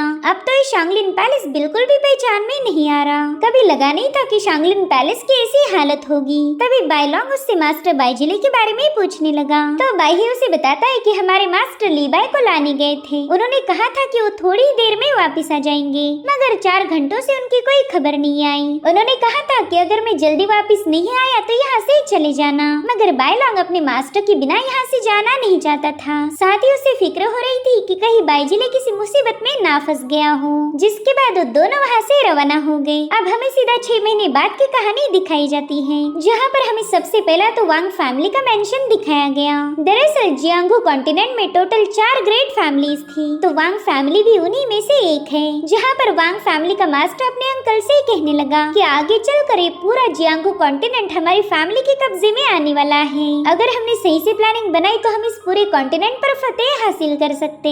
और उतने में उसके अंकल की बॉडी से बहुत ही स्ट्रॉन्ग किलिंग इंटेंट रिलीज होने लगा, जो देखकर तो वो बंदा थोड़ा सा हैरान हो गया था। वली सेल्डर का नाम है वांगी और इसे सेंट ऑफ स्पीयर के नाम से भी जाना जाता था, क्योंकि ये बहुत ही पावरफुल स्पीयर टेक्निक को पजेस करते हैं। वांगी कह रहे थे कि अब तो शांगलिन पैलेस का निंग मर चुका है, तो हमें बस उस बाइजिली को रास्ते से हटाना होगा। उस बाइजिली को तो मैं अपने हाथों से मारना चाहता हूँ। जिस पर वांगू ने बताता है कि बाइजिली तो शांगलिन हेवनली पैलेस छोड़कर कब का भाग चुका है। उसने किसी और जगह पर अपना floating life and dream tower भी एस्टेब्लिश किया, मगर फिलहाल हमें उस सीक्रेट लोकेशन के बारे में कोई आइडिया नहीं है। मगर ये इन्फॉर्मेशन वांगी को जरा भी पसंद नहीं आई थी। वो काफी ज्यादा गुस्से में उसे हुक्म देते कि जल्दी से उस बाइजिली का पता लगाओ। जब तक मैं उस बाइजिली को खत्म नहीं करता मुझे सुकून नहीं मिलने वाला। जिसके बाद हमें 4 ग्रेट फैमिलीज में से एक और ग्रेट फैमिली दिखाई गई, जिन्हें डोंगफेंग कहा जाता था। वेल, इस फैमिली के हेड का नाम है युनवू और ये फिलहाल स्पीयर की प्रैक्टिस कर रहे थे। साथ ही वो अपने बेटे को भी एरिना में आने के लिए कह रहा था, ताकि वो दोनों मिलकर स्पीयर की प्रैक्टिस कर पाए। युनवू किनफेंग को बता रहा था कि फिलहाल जियांगू बिल्कुल भी स्टेबल नहीं है,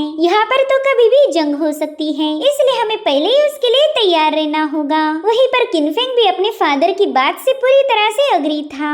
जिसके बाद हमें एक बैम्बू फॉरेस्ट का सीन दिखाया गया, जहाँ पर काफी सारी बटरफ्लाईज थी और वहीं से ही थोड़ी दूरी पर एक टैवर्न था। यहाँ पर लोग अक्सर शराब पीने के लिए आया करते थे और उतने में एक यंग मास्टर शराब के नशे में धुत होकर टैवर्न से बाहर आ गया। एक भिखारी उससे कहता है कि यंग मास्टर प्लीज मुझ पर जरा सा रहम कीजिए, मैंने कई दिनों से कुछ भी नहीं खाया। तो यंग मास्टर तुरंत ही उसके कटोरे में कुछ सिल्वर के टुकड़े डाल देता है, जो देखते ही भिखारी काफी ज्यादा खुश हो गया। साथ ही साथ वो यंग मास्टर के लिए काफी सारी दुआएं दे रहा था।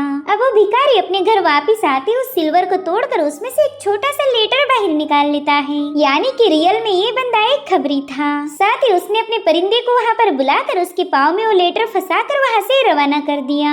अब कुछ ही दिनों में वो परिंदा फेंग फैमिली के स्काई एंड क्लाउड पैलेस में पहुँच चुका था, जहाँ पर फेंग फैमिली के हेड फेंग युआन उस मैसेज को रिसीव कर लेते हैं। उसमें लिखा था कि अब नया जिंगू एस्टेब्लिश होने वाला है। वहीं दूसरी तरफ हमें माउंटेन का सीन दिखाया गया, जहाँ पर मोचेन एक घायल परिंदे को अपनी पावर का यूज करते हुए हील कर देता है। साथ ही मोचेन को पुरानी बातें याद आ रही थी, जहाँ वो अपने मास्टर के साथ वक्त बिताया करता। और अब हमें दिखाया जाता है पैलेस ऑफ लर्निंग, जहाँ पर मास्टर कान्हो अपने दोस्त हीलियान से कहने लगे कि हम न जाने कब से ही इंजर्ड हैं। यहाँ के लोगों ने कितने सारे टैलेंटेड फिजिशियन को यहाँ पर इनवाइट किया होगा, मगर उनमें से कोई भी हमारी इंजरीज को हील नहीं कर पाया। लगभग 6 महीनों से हम इन लोगों पर बोझ बने हैं। जिस पर हीलियन कहते हैं, मेरे दोस्त मुझे लगता है कि तुम्हें कोई बात अंदर से ही परेशान कर रही, अगर तुम चाहो तो मुझे खुलकर बता सकते हो। तो मास्टर कान्हो उनके लिए चाय सर्व करते हुए कहने लगे कि मेरी बेटी शुआर सवेरा होते ही यहाँ से चली जाती है और काफी लेट नाइट होने के बाद वापिस आती। हम जब से यहाँ आए हैं उसने एक बार भी हमारे साथ ठीक से बात नहीं करी। कहीं ऐसा तो नहीं कि वो हमें इग्नोर कर रही हो? उसे लगता होगा कि अभी बुढ़े किसी काम के नहीं बचे, इनकी इंजरीज तो अभी तक हील नहीं हो पाई। शायद मेरी बेटी को हम दोनों से नफरत हुई है। जो सुनते ही बेचारे मास्टर हेलियन को तो जोरों का ठसका लग गया। वो कहती, देख भाई मुझे तो ऐसा बिल्कुल नहीं लगता, और अगर इनकेस उसे नफरत हुई भी होगी तो वो भला मुझसे क्यों होगी? मैं तो उसका सबसे प्यारा अंकल हूँ। अगर उसकी कोई दुश्मनी है तो वो बस उसके बाप के साथ। जो सुनते ही मास्टर कान्हुआ को हंसी आने लगी। वो कहते, हेलियन हम काफी पुराने दोस्त हैं, इनफैक्ट हमारे दोस्त और दुश्मन भी सेम ही थे। सो अगर उस हिसाब से देखा जाए तो शुआर को मेरे साथ तुमसे भी नफरत होनी चाहिए। तो हेलियन उसे समझाते कि देखो तुम्हारी बेटी श्यूआर तो बस थोड़ी सी परेशान है, दरअसल वो किसी को याद कर रही है। जब तुम्हारा डिसाइपल लीबाई वापस आएगा ना, तब देखना वो कितनी ज्यादा खुश नजर आएगी। अब ये सुनते ही मास्टर कान्हुआ के अंदर का फादर जाग गया। वो कहते हैं कि अगर ऐसी बात है तो कमीना लीबाई कभी वापस नहीं आना चाहिए। अगर उसने वापस आकर मेरी बेटी को पटाने की कोशिश की तो मैं उस चूहे को खत्म कर दूंगा। इधर फेंगजाओ और यूलिंग तलवारबाजी की प्रैक्टिस करते हुए इन दोनों की सारी बातें सुन रहे थे। फेंगजाओ धीरे से यूलिंग से कहने लगा कि देखो तो मास्टर कान्हुआ अपने फ्यूचर में होने वाले दामाद को खत्म करने की बात कर रहे हैं। तुम्हें क्या लगता है ये बुढ़ा उनकी लव स्टोरी में टांग अड़ाएगा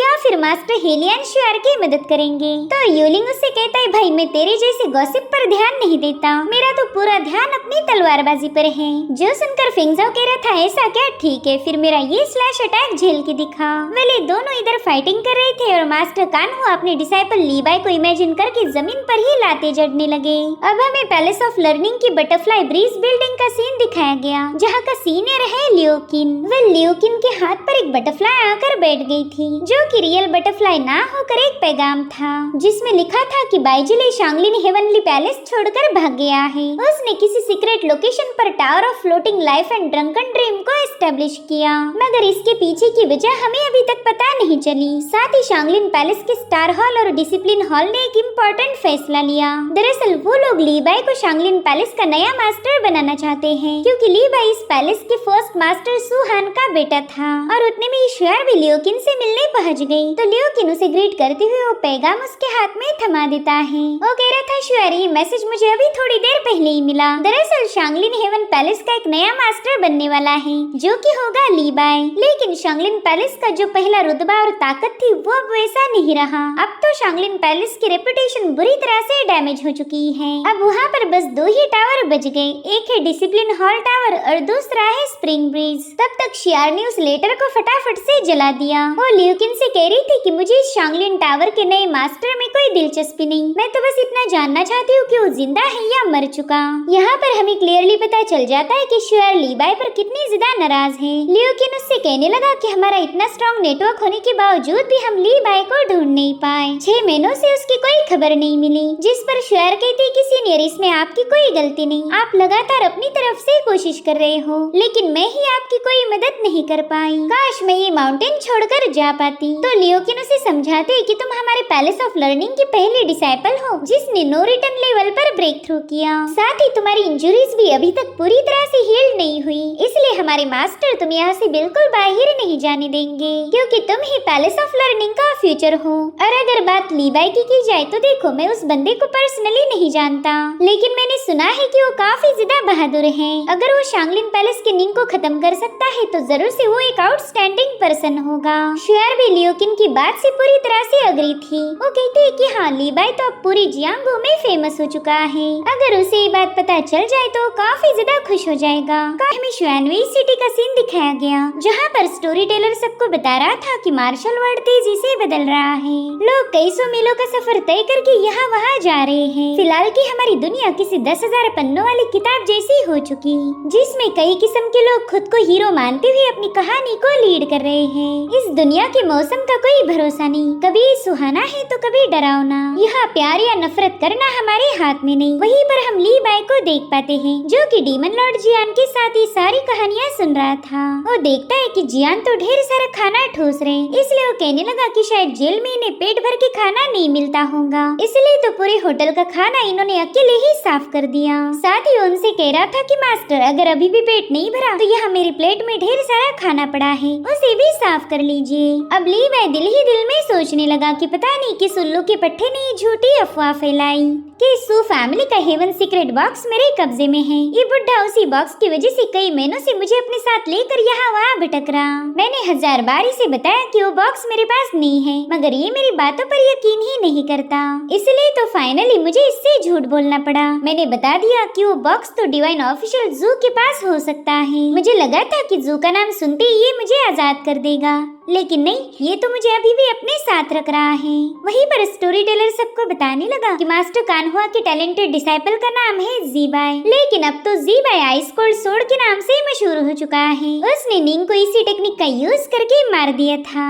अब अपना गलत नाम सुनते ही लीबाई उस स्टोरी टेलर से कह रहा था कि आप तो सब कुछ गलत बता रहे हो। जिसे आप आइस कोल्ड सोर्ड बता रहे, दरअसल वो इमॉर्टल सोर्ड है, और जिसका नाम आप ज़ीबाई ले रहे हो वो असल में लीबाई है।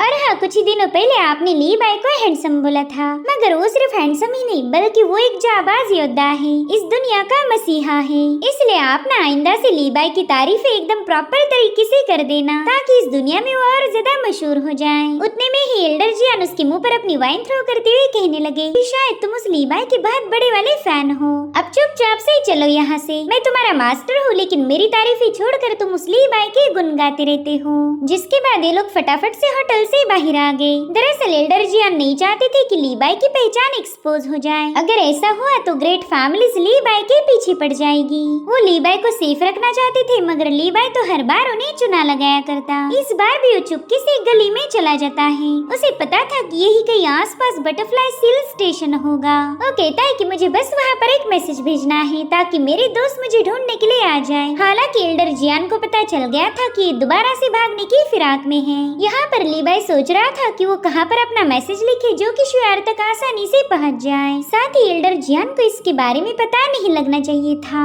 इधर एल्डर जियान लीबाई के पीछे आ जाते हैं तो लीबाई जानबूझकर सुसु करने का नाटक करने लगा। एल्डर जियान उससे कहते, अरे वाह बच्ची, इस बार तो तुमने यहाँ से भागने की जरा भी कोशिश नहीं की। तो लीबाई कहते, सीनियर कल रात में काफी देर तक सोचता रहा। आपने बताया था कि आप मेरे फादर के बड़े भाई हो, तो उस हिसाब से आप मेरे अंकल हो गए, यानी कि मेरे चाचा होने की वजह से आप मुझे हर्ट नहीं करने वाले। हालांकि एल्डर जियान को उसकी फेंकी हुई बातों पर जरा भी यकीन नहीं हो रहा था। लीबाई उनसे कहता है कि मेरे मास्टर कान्हुआ को बचाने की खातिर मैंने अपनी सारी इंटरनल पावर बाइजिलिक को एब्जॉर्ब करने दी। अब तो मैं बेसिकली एक यूजलेस पर्सन बन चुका हूँ, मेरे पास कोई पावर ही नहीं बची। और अगर सच बताओ तो मैं कोई बहादुर नहीं हूँ, मौत के नाम से ही मेरी रूह कांप जाती है।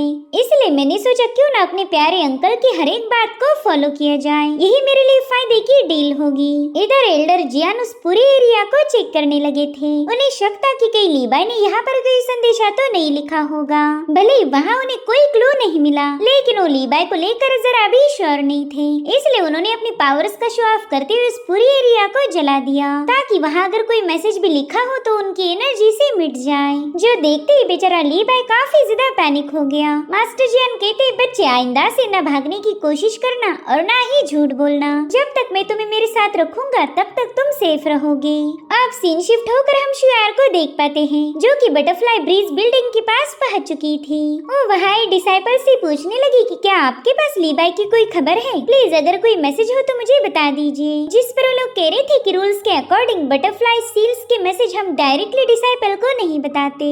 आपको कुछ भी बताने से पहले हमें अपने सीनियर से बात करनी होगी। तो शुयार तुरंत ही उनसे माफी मांगने लगी। वो कह रही थी कि मैं इतनी ज्यादा परेशान हूँ कि आप लोगों को गलती से रूल ब्रेक करने के लिए बोल दिया, प्लीज मुझे माफ कर दीजिए। और उतने में वहाँ पर बटरफ्लाई ब्रिज का मास्टर लियोकिन पहुँच गया। वो शुयार से कह रहा था कि जूनियर प्लीज सॉरी मत बोलो, मैं तुम्हारी सिचुएशन को अच्छे से समझ सकता हूँ। साथ ही वो अपने जूनियर से कहने लगा कि अगर तुम्हारे पास लीबाई की कोई भी खबर हो तो तुम शुयार के सामने बता सकते हो।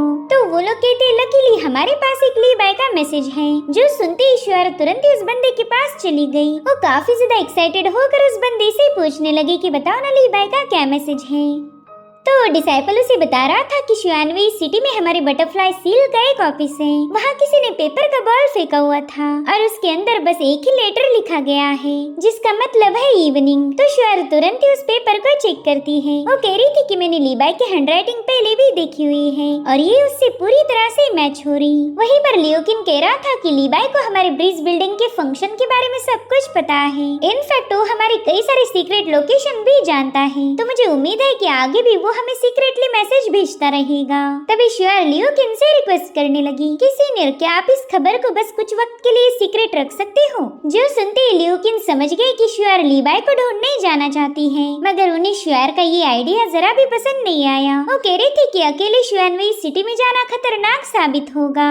जिस पर शुयार बता रही थी कि मेरे फादर और अंकल हेलियन अभी भी पूरी तरह से हील नहीं हुए, इसलिए वो तो लीबाई को ढूंढने नहीं जा सकते। साथ ही फिलहाल मार्शल वर्ल्ड में केओस मचा हुआ है, इसीलिए मैं अपने दोस्तों को भी अपने साथ नहीं ले जा सकती। उनका पैलेस ऑफ लर्निंग में रुकना ही सही रहेगा ताकि वो पैलेस को प्रोटेक्ट कर पाए। इसलिए अब लीबाई को ढूंढने का मैटर मुझे ही हैंडल करना होगा। तो लियूकिन उसे बताते हैं कि पैलेस के रूल्स के अकॉर्डिंग बटरफ्लाई ब्रिज में आए हुए पैगाम बस हम एक दिन के लिए सीक्रेट रख सकते हैं, अगले दिन वो एल्डर्स के सामने रिवील करने पड़ते हैं। इसलिए मैं लीबाई के मैसेज को बस एक ही दिन सीक्रेट रख सकता हूँ। जो सुनते ही श्योर तुरंत ही वहाँ से रवाना हो गई। वहीं दूसरी तरफ मास्टर जियान कल्टीवेट करने में बिजी थे और लीबाई को बोर होने लगा।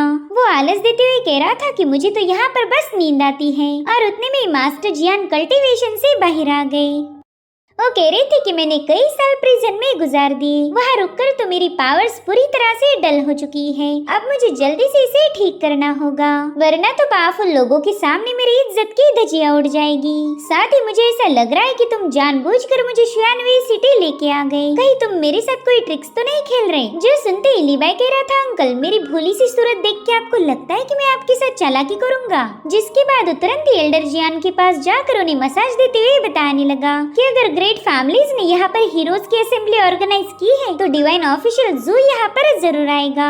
अब आप ही बताओ, क्या आपको लगता है मैं इतना स्मार्ट हूँ कि खुद ही इस असेंबली को ऑर्गेनाइज करूंगा? जिस पर एल्डर जियान कहती, नहीं स्मार्ट तो तुम बिल्कुल नहीं, लेकिन मुझे ऐसा लग रहा है कि तुम मेरे साथ कोई गेम खेल रहे हो। तो लीबाई उन्हें बड़े ही प्यार से बताने लगा कि ना ही मैंने ऐसा कुछ किया है और ना ही कभी करूंगा। तभी एल्डर जियान कहते हैं कि जहाँ तक मुझे पता है तुम्हारे फादर सुहान और उस डिवाइन ऑफिशियल जू में कोई दोस्ती नहीं थी। इनफैक्ट मैंने तो कभी उन्हें नॉर्मली बात करते हुए भी नहीं देखा। तो बताओ तुम्हारा फादर उस सीक्रेट बॉक्स जू के हवाले क्यों करेगा? तो लीबाई कहता है, सीनियर दरअसल मेरे फादर ने डिवाइन ऑफिशियल जू को उस बॉक्स को संभालने की जिम्मेदारी दी थी। डिवाइन जू को पता होगा कि उस हेवनली बॉक्स पर बाइजिले की भी नजरें हैं, इसलिए उन्होंने उस बॉक्स की जगह पर नकली बॉक्स रख दिया। अब आप ही बताओ, अगर ओरिजिनल बॉक्स की जगह पर नकली बॉक्स रखा गया तो असली वाला बॉक्स कहाँ गया? ऑफ कोर्स वो बॉक्स जू के ही पास होगा, इसमें तो कोई शक ही नहीं। लेकिन आपको तो मेरी बातों पर यकीन ही नहीं होता, इसलिए अब मैं भी बेवजह आपको एक्सप्लेनेशन नहीं देने वाला। यहाँ पर लीबाई जानबूझकर मायूस होने का नाटक कर रहा था और उसकी ये ट्रिक काम कर गई, क्योंकि जियान ने उसकी बातों पर यकीन कर लिया था। वो कह रही थी कि हाँ हो सकता है कि वो बॉक्स जू के ही पास हो। जिस पर लीबाई कहता है, एल्डर आपको तो पता ही होगा जू इस मॉर्टल वर्ल्ड का फेमस कल्टीवेटर है, शायद उसने उस बॉक्स में लिखी गई टेक्निक को मास्टर किया होगा। जिस पर एल्डर जियान कहते हैं कि उस टेक्निक को हेवन कंडेंसेशन कहा जाता है, जो कि नॉर्थ कूल उनसे ओरिजिनेट हुई थी। जब भी कोई इस टेक्निक का यूज करेगा तब काफी स्ट्रॉन्ग आइस एनर्जी रिलीज होगी। इनफैक्ट ये टेक्निक इतनी ज्यादा खतरनाक है कि हेवन एंड अर्थ को पूरी तरह से फ्रीज कर दे। कुछ सालों पहले मैंने तुम्हारे फादर को इस टेक्निक का यूज करते हुए देख लिया था। ये सुनकर लीबाई भी थोड़ा सा सरप्राइज हो जाता है। वो कह रहा था, मेरा अंदाजा बिल्कुल सही है, शायद मेरे फादर और डिवाइन ऑफिशियल जू काफी अच्छे दोस्त होंगे, इसलिए तो मेरे फादर ने हेवन कंडेंसेशन जैसी पावरफुल टेक्निक उस बंदे के हवाले कर दी। वेल यही टेक्निक मैंने भी मास्टर की है। जिस पर एल्डर कहते, बच्चे तुम जिस हेवन कंडेंसेशन टेक्निक की बात कर रहे हो वो तो बस बिगनर लेवल की मार्शल आर्ट है, उसकी फुल पावर को अचीव करने में तुम्हें कई साल लग जाएंगे, तुमने तो बस उसका छोटा सा पोर्शन ही मास्टर किया था। तो लीबाई तुरंत ही उन्हें रिस्पेक्ट देते हुए कहने लगा कि अगर सीनियर मेरे मास्टर बन जाए तो मैं जल्दी से उस टेक्निक को सीख जाऊंगा, और इसके लिए मास्टर जियान भी अग्री हो गए। वो कह रहे थे कि बस जू यहाँ पर आ जाए फिर सारी बातें क्लियर हो जाएगी। साथ ही वो लीबाई को पकड़कर कहने लगे कि फिलहाल हम ग्रेट फैमिलीज के इलाके में हैं और तुम्हारा ये मुखड़ा ऑलरेडी कई सारे इम्पोर्टेंट लोगों ने देख लिया है, सिर्फ बैम्बू हैट पहनने से हम इसे छुपा नहीं सकते, और अगर गलती से उन्हें पता चला कि तुम कान्हुआ की डिसाइपल हो फिर तो वो लोग तुम्हें नहीं छोड़ने वाले, इसलिए अब मुझे ही कुछ करना होगा। जिसके बाद एल्डर जियान अपनी पावर का यूज करते उसके लुक को बदलने लगे, मगर लीबाई को लग रहा था कि एल्डर उस पर अटैक कर रहे हैं, इसलिए वो जोर जोर से चिल्लाते हुए कहने लगा कि प्लीज कोई मुझे बचा लो वरना ये बुड्ढा मुझे मार देगा।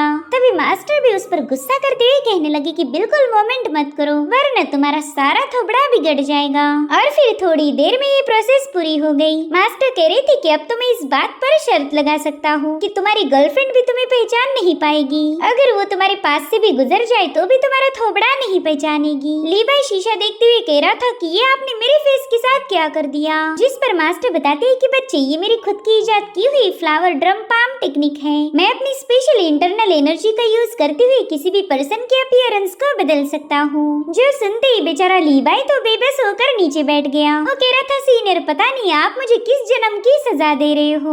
देखो आपने मेरा लुक बदल दिया, ये अच्छी बात है, मगर इसे ऐसे चोमू जैसा क्यों बनाया? आप मुझे पहले से भी ज्यादा हैंडसम भी बना सकते थे, तो फिर आपने मेरे पूरे चेहरे की वाट क्यों लगाई? तो मास्टर उससे कहते, देखो इस बदसूरत चेहरे के साथ ही तुम सेफ रहोगे। ग्रेट फैमिली के लोग तो तुम्हें बिल्कुल भी पहचान नहीं पाएंगे। तुमने तो मेरी इस स्किल को देखकर खुश होना चाहिए। मगर लीबाई कह रहा था, खुश तो मेरा जूता भी नहीं हो रहा। इतनी गंदी शक्ल कर दी आपने मेरी कि अब मैं किसी को मुंह भी नहीं दिखाऊं। जो सुनते ही मास्टर अपना चाकू निकाल लेते हैं। वो कह रहे थे, ये लो और अपनी एक आंख फोड़ दो, फिर तुम्हारा पुराना लुक वापिस आ जाएगा। जो सुनते ही बेचारा लीबाई डर के मारे पीछे हटने लगा। वो कह रहा था, मास्टर डिनर का टाइम हो चुका है, मैं ना अभी होटल में जाके चेक करता हूँ कि खाना बनाया नहीं, ठीक है? दरअसल लीबाई को उनसे डर लग रहा था कि कहीं ये सन की बुढ़ा उसे अंधा न कर दे, इसलिए तुरंत ही वहाँ से कल्टी मारते हुए सीधे होटल की छत पर जाके बैठ गया। चांद को देखते हुए उसे शियार की याद आ रही थी। वो कहता, सीनियर मैं आपको काफी ज्यादा मिस करता हूँ। मगर फिर उसे वहाँ पर मास्टर जियान की भी गुस्से वाली शक्ल नजर आने लगी,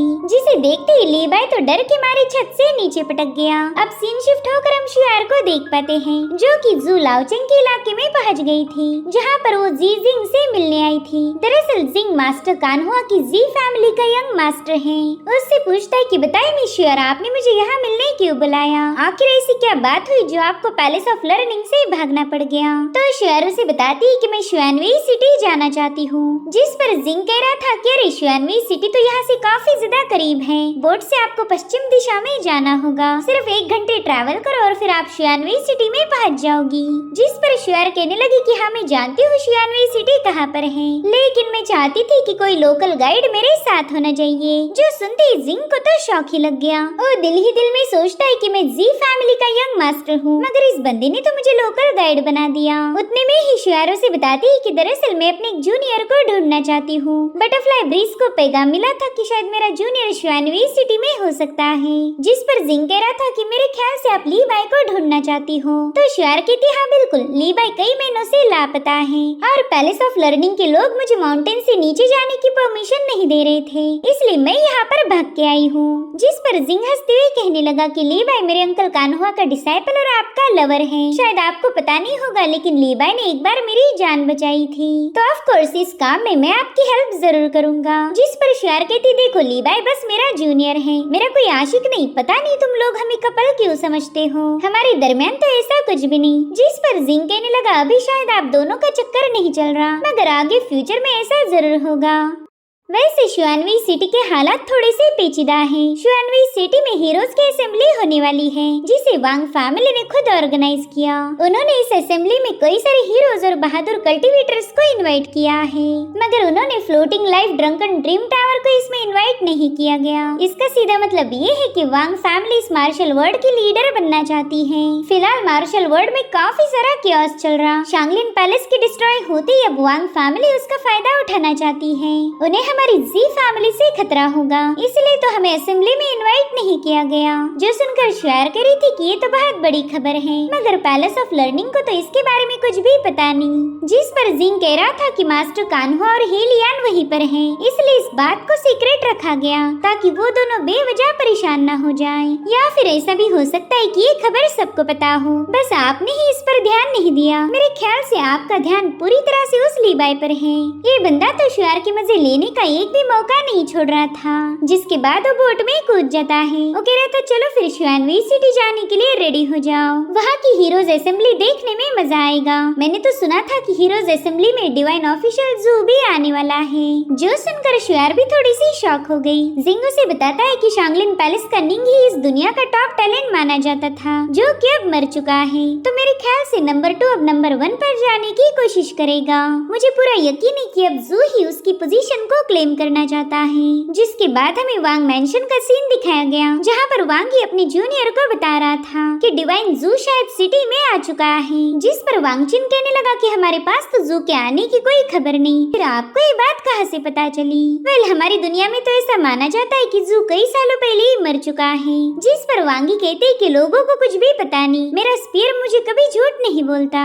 उसी ने मुझे बताया कि एक बहुत बड़ा खतरा सिटी में आ चुका है, इसलिए तो मेरा स्पीयर किलिंग बेन 10 को रिलीज किए जा रहा। इसका बस एक ही मतलब हो सकता कि जू सिटी में पहुंच चुका। इस दुनिया में बहुत ही कम लोग ऐसे हैं जो मेरे स्पीयर को थ्रेटन करने की ताकत रखते, जिनमें से एक है जू और दूसरा है बाइजिले। तो वांगचिन कहते सीनियर आप बिल्कुल फिक्र मत कीजिए, मैं जल्दी से इसे इन्वेस्टिगेट करता हूँ और एप्पल्स बायलोंग और बाइहे को देख पाते हैं। बाइहे पानी पर चलने की कोई कल्टीवेशन को प्रैक्टिस कर रहा था। तभी बायलोंग उससे पूछता है कि बताओ भाई फिर तुम्हारी प्रैक्टिस कैसे चल रही, जिस पर बाइहे कहने लगा कि हाँ थोड़ी बहुत तो प्रोग्रेस मैंने कर ली है। तो बाइहे की प्रोग्रेस को चेक करने के लिए बायलोंग ने एक पत्ते को पानी पर रिलीज कर दिया और उस पत्ते के वाटर को टच होते ही बाइहे का बैलेंस बिगड़ने लगा था, जो देखकर बायलोंग को हंसी आने लगी। वहीं पर बाइहे का ध्यान इस कल्टीवेशन पर बिल्कुल नहीं था। वो बायलोंग से कहता है कि मास्टर जू तो इस दुनिया का सेकंड नंबर मार्शल आर्टिस्ट माना जाता है, पता नहीं वो बंदा कैसा होगा, मैंने तो आज तक कभी भी डिवाइन ऑफिशियल जू को देखा भी नहीं। तो बायलोंग उसे मास्टर जू के किस्से सुनाने लगा। वो कह रहा था कि मास्टर जू एक बार शांगलिन पैलेस में घुस गए थे।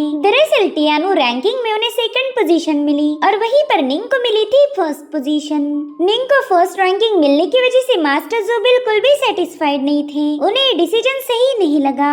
उन्हें पता था कि वो निंग के मुकाबले काफी ज्यादा टैलेंटेड हैं, तो उन्हें बस निंग के साथ फाइट करनी थी ताकि वो अपनी काबिलियत को साबित कर पाए। मगर उनका सबसे पहले सामना हुआ स्टार पैलेस के मास्टर जिंगे के साथ। जिंगे का काम था शांगलिन पैलेस को प्रोटेक्ट करना, इसलिए मास्टर जिंगे ने उन्हें शतरंज खेलने के लिए इनवाइट किया था। उनका प्लान था मास्टर जू को अपने शतरंज में ट्रैप करना और फिर शतरंज का दाव खत्म होने के बाद मास्टर जू निंग का मुकाबला किए बिना ही वहाँ से वापस लौट गए, जिस पर बाइहे कहने लगा कि शायद मास्टर जू नानयूलू जैसे शातिर और पावरफुल नहीं होंगे। नानयूलू तो स्टार पैलेस को क्रॉस करते हुए शांगलिन पैलेस के मेन हॉल के सामने पहुंच चुका था। इसका सीधा मतलब ये हुआ कि नानयूलू मास्टर जू के मुकाबले पावरफुल था, जिस पर बायलोंग कहता है भाई यहाँ पर तुम पूरी तरह से गलत हो। जिसके बाद बायलोंग भी पानी पर सवार हो गया। वो बाइहे को बताता है कि नानयूलू को माउंटेन को क्लाइंब करने में सिर्फ 1 घंटे का वक्त लगा था। साथ ही उसने क्लेम किया कि जिंगे के साथ भी उसने शतरंज खेला। उनका दाव लगभग 2 घंटों तक चलता रहा। वो दोनों कॉन्स्टलेशन एकेडमी में मौजूद थे। इसी दरमियान मास्टर जिंगे ने उसे अपने शतरंज में ट्रैप कर लिया, मगर नानयूलू ने जैसे तैसे खुद को आजाद कर दिया था। और अगर बात मास्टर जू की जाए तो उनकी पर्सनैलिटी काफी ज्यादा अलग है। वो जिंगे के शतरंज में बिल्कुल भी ट्रैप नहीं हुए थे। इनफैक्ट उन दोनों का शतरंज का दाव लगभग 5 घंटों तक चलता रहा, जिससे बेचारे मास्टर जिंगे की तो हालत ही खराब हो गई थी। मास्टर जू को चेस खेलना इतना ज्यादा पसंद है कि ये बात किसी को पता ही नहीं थी। भले ही मास्टर जिंगे शतरंज के एक्सपर्ट हैं, मगर मास्टर जू ने उन्हें पूरी तरह से थका दिया था। और जब वो शतरंज का दाव जीत गए तब उनका मूड काफी ज्यादा फ्रेश हो गया, तो निंग के साथ फाइट करके अपने मूड को खराब नहीं करना चाहते थे। ये सारी कहानियाँ बताते वक्त बायलोंग बाइहे को पानी में गिराने की भी कोशिश कर रहा था। बायलोंग कहता है कि मास्टर जिंगे ने जू को काफी अच्छे से ऑब्जर्व किया और उनके मुताबिक मास्टर जू एक बहुत ही नेक दिल इंसान है। उनका दिल प्योर था, जिसके चलते जिंगे का फॉर्मेशन उन्हें ट्रैप नहीं कर पाया। अगर वो यहाँ पर होते तो बड़ी ही आसानी के साथ इस लेक पर चल पाते, मानो ये कोई हार्ड जमीन हो। और फाइनली वो अपनी रोर टेक्निक का यूज करते हुए बाइहे को पानी में गिरा देता है, मगर बाइहे उतनी ही स्पीड से बाहर आकर बायलोंग से कह रहा था कि ये टेक्निक मुझे जरा भी सूट नहीं कर रही। तो बायलोंग उसे समझाता है कि यहाँ पर तुम्हें मार्शल आर्ट की प्रैक्टिस नहीं करनी, बल्कि अपनी स्टेट ऑफ माइंड को कल्टीवेट करना है। अगर सच बताओ तो तुम्हारा दिल काफी ज्यादा बेचैन है, वरना पावर्स के मामले में तो तुम मुझे कब का ही सरपास कर देते। जिस पर बाइहे कहने लगा कि अच्छा हुआ तुम मेरे साथ रह के मेरे जैसे आलसी नहीं बने, वरना हमारे टावर का नाम फ्लोटिंग लाइफ ड्रीम टावर से सीधे फ्लोटिंग लाइफ स्लीपी टावर पड़ जाता। शुक्र मनाओ तुम अपनी कल्टीवेशन की प्रोग्रेस को सीरियसली लेते हो, वरना तो तुम्हें मेरे जैसे आलसी बनने में देर नहीं लगती। उसकी बातें सुनकर बायलोंग को काफी ज्यादा हंसी आ रही थी। उतने में ही बाइहे उसे मास्टर जू के बारे में पूछने लगा, तो बायलोंग बताता है कि मास्टर जिंगे को हराने के बाद मास्टर जू कहीं पर गायब हो गए। वो कहाँ गए किसी को आइडिया नहीं थी, लेकिन अब वांग फैमिली हीरोज असेंबली अरेंज कर चुकी है, जहाँ पर मास्टर जू भी आ जाएंगे। उन्हें देखने के लिए तो कई लोग एक्साइटेड हैं। जिस पर बाइहे कह रहा था ऑफ कोर्स लोग उनसे मिलने के लिए बेताब हैं। आफ्टर ऑल वो इस दुनिया के रैंकिंग नंबर 2 के मास्टर हैं। वैसे मास्टर जू में ऐसी कौन सी खास क्वालिटीज हैं जो लोग उन्हें इतना अप्रिशिएट करते हैं? तो बायलोंग बताता है कि उनकी मार्शल आर्ट डिवाइन से भी आगे जा चुकी, उनकी मिस्ट्रीज भी हमारी इमेजिनेशन के परे हैं। साथ ही उनके पास एक सीक्रेट मैनुअल भी है, जिसे हेवन रीचिंग कोडेक्स भी कहा जाता।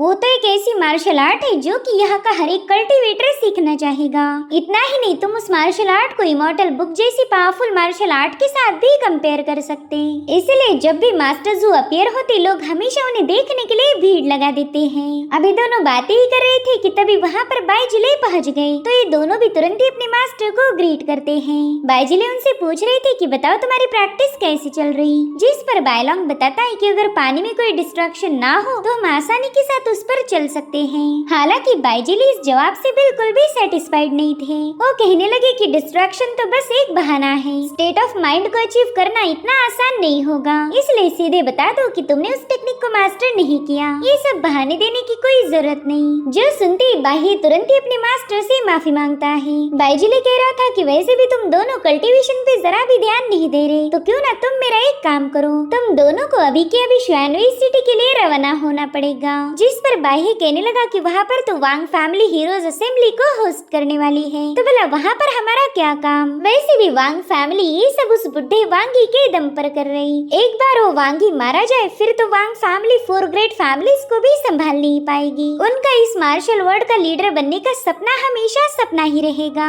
जिस पर बाइजिले उन्हें बताता है कि वहाँ पर ली बाय आने वाला है। ये सुनकर बाइहे थोड़ा सा सरप्राइज हो गया। बाइजिले कहता है कि शुआर ऑलरेडी माउंटेन छोड़कर शुआनवी सिटी पहुंच चुकी है, तो ली बाय भी वहाँ पर जरूर आएगा। जिसके बाद हमें पैलेस ऑफ लर्निंग का सीन दिखाया गया, जहाँ पर फिंगजाओ तलवारबाजी की प्रैक्टिस करने में बिजी था। उतने में ही जी यूलिंग वहाँ पर पहुँच जाता है। वो फिंगजाओ से कह रहा था कि अब तो तुम्हारी तलवारबाजी काफी ज्यादा इम्प्रूव हो चुकी है। जो सुनते ही फिंगजाओ तुरंत ही अपनी तारीफें करना शुरू कर देता है। वो कह रहा था कि मैं इस मार्शल वर्ल्ड का सबसे स्ट्रॉन्गेस्ट कल्टीवेटर बनना चाहता हूँ, और पता है मुझ में वो पोटेंशियल भी है। देख लेना, एक दिन मैं तुम सबको पीछे छोड़ दूंगा।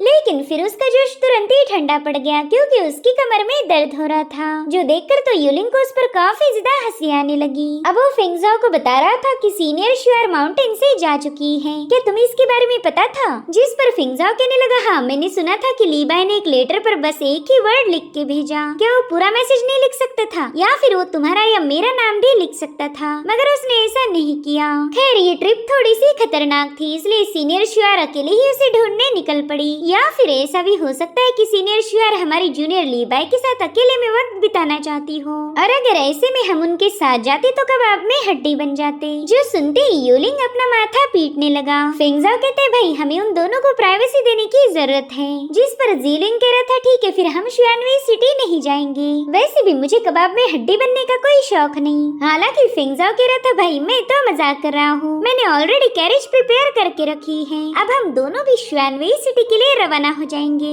दरअसल वो क्या है ना, उन दोनों को तंग किए बिना मुझे मजा नहीं आने वाला। वही दूसरी तरफ शुआर और जिंग सिटी में पहुंच गए थे। जिंग कहने लगा कि यहाँ का स्प्रिंग तो बहुत ही ज्यादा कमाल का है, मगर शुआर उससे कह रही थी कि हमारी सिटी का स्प्रिंग इससे भी ज्यादा खूबसूरत है। अफसोस के लिए भाई हमारे कॉन्टिनेंट के फेस्टिवल और वेदर्स को एक्सपीरियंस नहीं कर पाया। उतने में ही वहाँ पर एक बटरफ्लाई के फॉर्म में शुआर को पैगाम मिल चुका था, जिसमें उसे इंपीरियल वाइन टावर आने के लिए बताया गया था। तो ये लोग तुरंत एक बटरफ्लाई को फॉलो करते हुए वाइन टावर में पहुंच गए, जहाँ का माहौल काफी ज्यादा लाइवली था। वहीं पर शुआर तो बस उस बटरफ्लाई को फॉलो करते हुए कमरे में पहुंच गई, जहाँ पर पैलेस ऑफ लर्निंग का डिसाइपल डाइफिंग शुआर का इंतजार कर रहा था। तभी शुआर उससे पूछती कि बताओ क्या वो लेटर ली बाय ने भेजा था। जिस पर डाइफिंग कहने लगा कि मैं तो उसी बात को कंफर्म करने के लिए यहाँ पर रुका हुआ था। जिसके बाद उस स्टोरी टेलर को ली बाय की फनी सी स्केच दिखाकर उससे पूछने लगा कि क्या आपने इस बंदे को देखा है। तो स्टोरी टेलर उस स्केच को केयरफुली ऑब्जर्व करते हुए कहने लगा कि हाँ लगता तो है ये जाना पहचाना।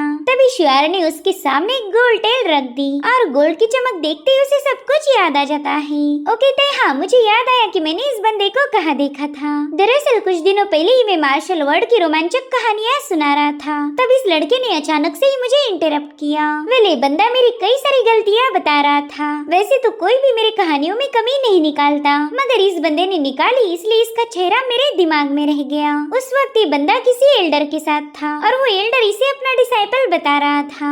जो सुनते ही शुआर थोड़ी सी हैरान हो गई। दरअसल सूजियान जब ली बाय को अपने साथ लाए थे, उस वक्त शुआर, हेलियन और मास्टर कान्हुआ ये तीनों भी होश में नहीं थे, इसलिए ही ली बाय को ढूंढना उनके लिए इतना ज्यादा मुश्किल हो गया। अभी स्टोरी टेलर उन्हें कोई और इन्फॉर्मेशन दे पाए तभी उसे किसी की आवाज आती है। वो बंदा कह रहा था कि हाँ तुम ऐसी सारी डिटेल्स इन लोगों को दे दो, और फिर फिर थोड़ी देर में मेरे हाथों से मरने के लिए तैयार हो जाना। जो सुनते ही श्वेर ने तुरंत ही वहाँ की विंडो पर स्लैश अटैक रिलीज कर दिया। दरअसल जियान वहाँ के अपोजिट वाले टावर रूफ पर आराम फरमा रहे थे। तभी श्वेर उनसे पूछती है कि आखिर तुम हो कौन, जिस पर जियान कहने लगे कि इस दुनिया में सोच समझकर मुंह खोलना काफी ज्यादा इम्पोर्टेंट है। तो लड़की, अगर तुम मेरे साथ ज्यादा बकवास करोगी तो डेफिनेटली मारी जाओगी। इधर वो स्टोरी टेलर तुरंत ही अपनी गोल्टेल उठाकर वहाँ से भाग निकला। उसे मार्शल वर्ल्ड को ढेर सारी कहानियाँ सुनानी है, इसलिए वो यहाँ पर मरना बिल्कुल भी अफोर्ड नहीं कर सकता था। वहीं पर जिंग कह रहा था, सीनियर आपकी टोन तो कुछ ज्यादा ही रूड है। मैं भी देखना चाहता हूँ कि आप किस बात पर इतना एटीट्यूड शो कर रहे हैं। जिसके बाद वो काफी तेजी से जियान पर हमला करने के लिए रवाना हो गया, मगर जियान ने तो उससे भी दुगनी तेजी से उसके अटैक को काउंटर कर दिया। इनफैक्ट उनके अटैक की वजह से जिंग वापस से उसी टावर में जाकर जोरों से पटक गया था। उस बेचारी की तो जियान के एक ही फटके में हालत खराब हो गई। वो सोचता है कि उस एल्डर ने अपना हमला कब किया था, ये भी मैं देख नहीं पाया। इससे समझ आ जाता है कि ये कोई ऑर्डिनरी कल्टीवेटर तो नहीं हो सकता। जिंग की ऐसी हालत देखकर श्वेर उनसे पूछती कि बताओ तुम कौन हो, भला तुम हम पर नजर क्यों रखे हुए थे। जिस पर जियान कहते शायद तुम लोग लीबाई को ढूंढ रहे हो। लीबाई का नाम सुनते ही श्वेर अपनी तलवार लेकर सीधे उन पर हमला करने के लिए रवाना हो गई। हालांकि जियान साइड में हटते हुए बड़ी ही आसानी के साथ उसके अटैक को डॉज कर चुके थे। इनफैक्ट वो तो काफी तेजी से मूव होते हुए सीधे उसकी तलवार पर ही सवार हो गए। वो कहते लड़की, तुम्हारी स्ट्राइक तो वाकई काफी ज्यादा कमाल की है। अगर तुम इसी तरह से कल्टीवेशन करती गई तो काफी आगे जाओगी। जिसके बाद सीनियर जियान तुरंत ही वहाँ से रवाना हो गए। तो श्वेन भी उन्हें फॉलो करते हुए टावर से नीचे आ गई थी, मगर उसके वहाँ आने तक ही एल्डर जियान वहाँ से रफू चक्कर हो चुके। वहीं पर हम लीबाई को देख पाते हैं, जिसे एल्डर जियान ने बड़ी ऑकवर्ड पोजीशन में फ्रीज करके रखा हुआ था। अब उन्होंने वहाँ आते ही उसे रिलैक्स कर दिया। लीबाई उनसे कह रहा था, सीनियर मेरे एक्यूपॉइंट्स पर हिट करने से पहले मुझे अच्छे से बैठने तो देते। मेरा मुंह टेढ़ा ही था कि तभी आपने मुझे फ्रीज कर दिया। उतने में ही जियान गुस्से में उसका कान पकड़कर उसे वहाँ से ले जाने लगे। वो कह रही थी, बच्चे तुम जितना भोले बनने का नाटक करते हो ना, उतने तुम हो नहीं। तुमने मेरी नजरों से छुपकर अपनी सीनियर को पैगाम भेज दिया, और तो और तुम इतने ज्यादा शातिर हो कि मुझे इस बात की भनक भी नहीं लगने दी। जिस पर लीबाई कह रहा था, अरे नहीं सीनियर, मैं ऐसा क्यों करूँगा। अगर मैं उन्हें पैगाम भेजता ना तो सीधे हमारे होटल का नाम और रूम नंबर भी बता देता, ताकि मेरी सीनियर को मुझे ढूंढने के लिए इधर उधर भटकना न पड़े। हालांकि एल्डर जियान को अब उसकी बातों पर यकीन नहीं हो रहा था। उतने में ही श्वेर वहाँ पर आ जाती है, मगर वो दोनों भी एक दूसरे को देख नहीं पाए। श्वेर को ऐसा लग रहा था कि उसने अभी लीबाई की आवाज सुनी होगी, मगर वहाँ पर ना लीबाई था और ना ही जियान। उतने में ही जिंग आकर उसे बताता है कि शायद वो एल्डर यहाँ से भाग निकला और लीबाई भी उसी के कब्जे में होगा। तो श्वेर डायफिंग से उस एल्डर के बारे में पूछने लगी। हालांकि डायफिंग को भी उनके बारे में कोई आइडिया नहीं था। जिंग कहता है कि वो बंदा मार्शल आर्ट में काफी ज्यादा हायर लेवल पर पहुंच चुका है। हमारी दुनिया में तो ऐसे लोग काफी ज्यादा मशहूर होते हैं। अगर हम उसकी सही से इन्वेस्टिगेशन करें तो सब कुछ पता चल जाएगा। जिसके बाद हमें वांग मैंशन का सीन दिखाया गया, जहाँ पर वांगी कल्टीवेट करने के लिए बैठा हुआ था, और उतने में ही उसका स्पीयर काफी ज्यादा शेक होने लगा। वो अपना किलिंग इंटेंट तेजी के साथ रिलीज कर रहा था, जो देखते ही वांगी अपने स्पीयर को समन करके तुरंत ही वहाँ से रवाना हो गया। इधर लीबाई और जियान काफी तेजी से भाग रहे थे। लीबाई कह रहा था, सीनियर प्लीज थोड़ा सा आराम से चलो। बिना इंटरनल पावर के मैं भी एक मॉर्टल जैसा बन चुका हूँ, इसलिए इस भागदौड़ से मैं बीमार पड़ जाऊंगा। और वैसे मुझे एक बात समझ नहीं आ रही कि आखिर हम भाग क्यों रहे। मेरी सीनियर इतनी दूर से मुझसे मिलने आई थी, उन्हें तो आपने उल्लू बना दिया, इसलिए आप बिल्कुल टेंशन मत लीजिए, वो हमें कैच नहीं कर सकती। तो जियान उसे बताते हैं कि मैं तुम्हारी सीनियर के डर से नहीं भाग रहा। दरअसल इस सिटी में आने के बाद मुझे काफी अजीब सा महसूस हो रहा था। उस वक्त तो मुझे कुछ भी समझ नहीं आया, लेकिन अब मुझे उसके पीछे की वजह पता चल चुकी है। दरअसल इस सिटी में टॉप एक्सपर्ट मौजूद हैं। इंपीरियल वाइन टावर के सामने मैंने मेरी स्पिरिचुअल एनर्जी का यूज किया था और उस बंदे ने मेरी ऑरा को सेंस कर लिया है। दरअसल एल्डर जियान यहाँ पर वांगी की बात कर रहे थे, जो कि बड़ी ही तेजी से उन्हें ढूंढने में लगा हुआ था। जियांग बता रहे थे कि ये बुढ़ा बिल्कुल ही कमीना है। अगर तुम्हें मरने का शौक नहीं तो चुपचाप से अपनी स्पीड बढ़ा दो। गलती से भी उसके हाथ लग गए गए तो फिर शायद मैं भी तुम्हें बचा नहीं पाऊंगा। जो सुनते ही लीबाई ने बहाने मारना बंद करते हुए अपनी स्पीड बढ़ा दी। हालांकि तब तक वांगी का स्पीयर बड़ी तेजी के साथ इनके करीब आ चुका था, जो देखते ही जियान ने फटाफट से लीबाई को दूर ढकेलते हुए स्पीयर अटैक से बचा लिया। और तभी वांगी इनके सामने आ जाता है। वो कह रहा था, डिवाइन मास्टर जू, एक लंबे अरसे के बाद हमारी मुलाकात हुई है।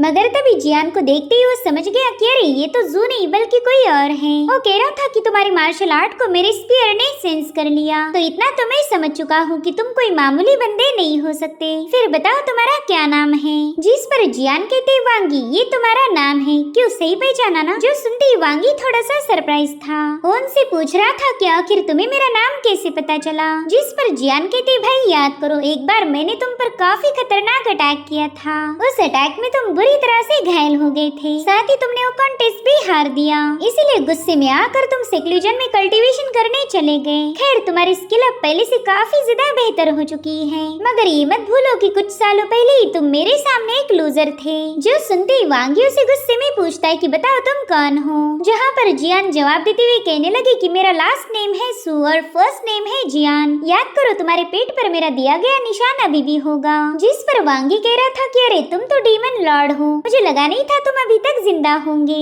जिस पर जियान कहते, हाँ यार, मुझे भी ऐसा नहीं लगा था कि मैं इतने साल सरवाइव कर पाऊंगा।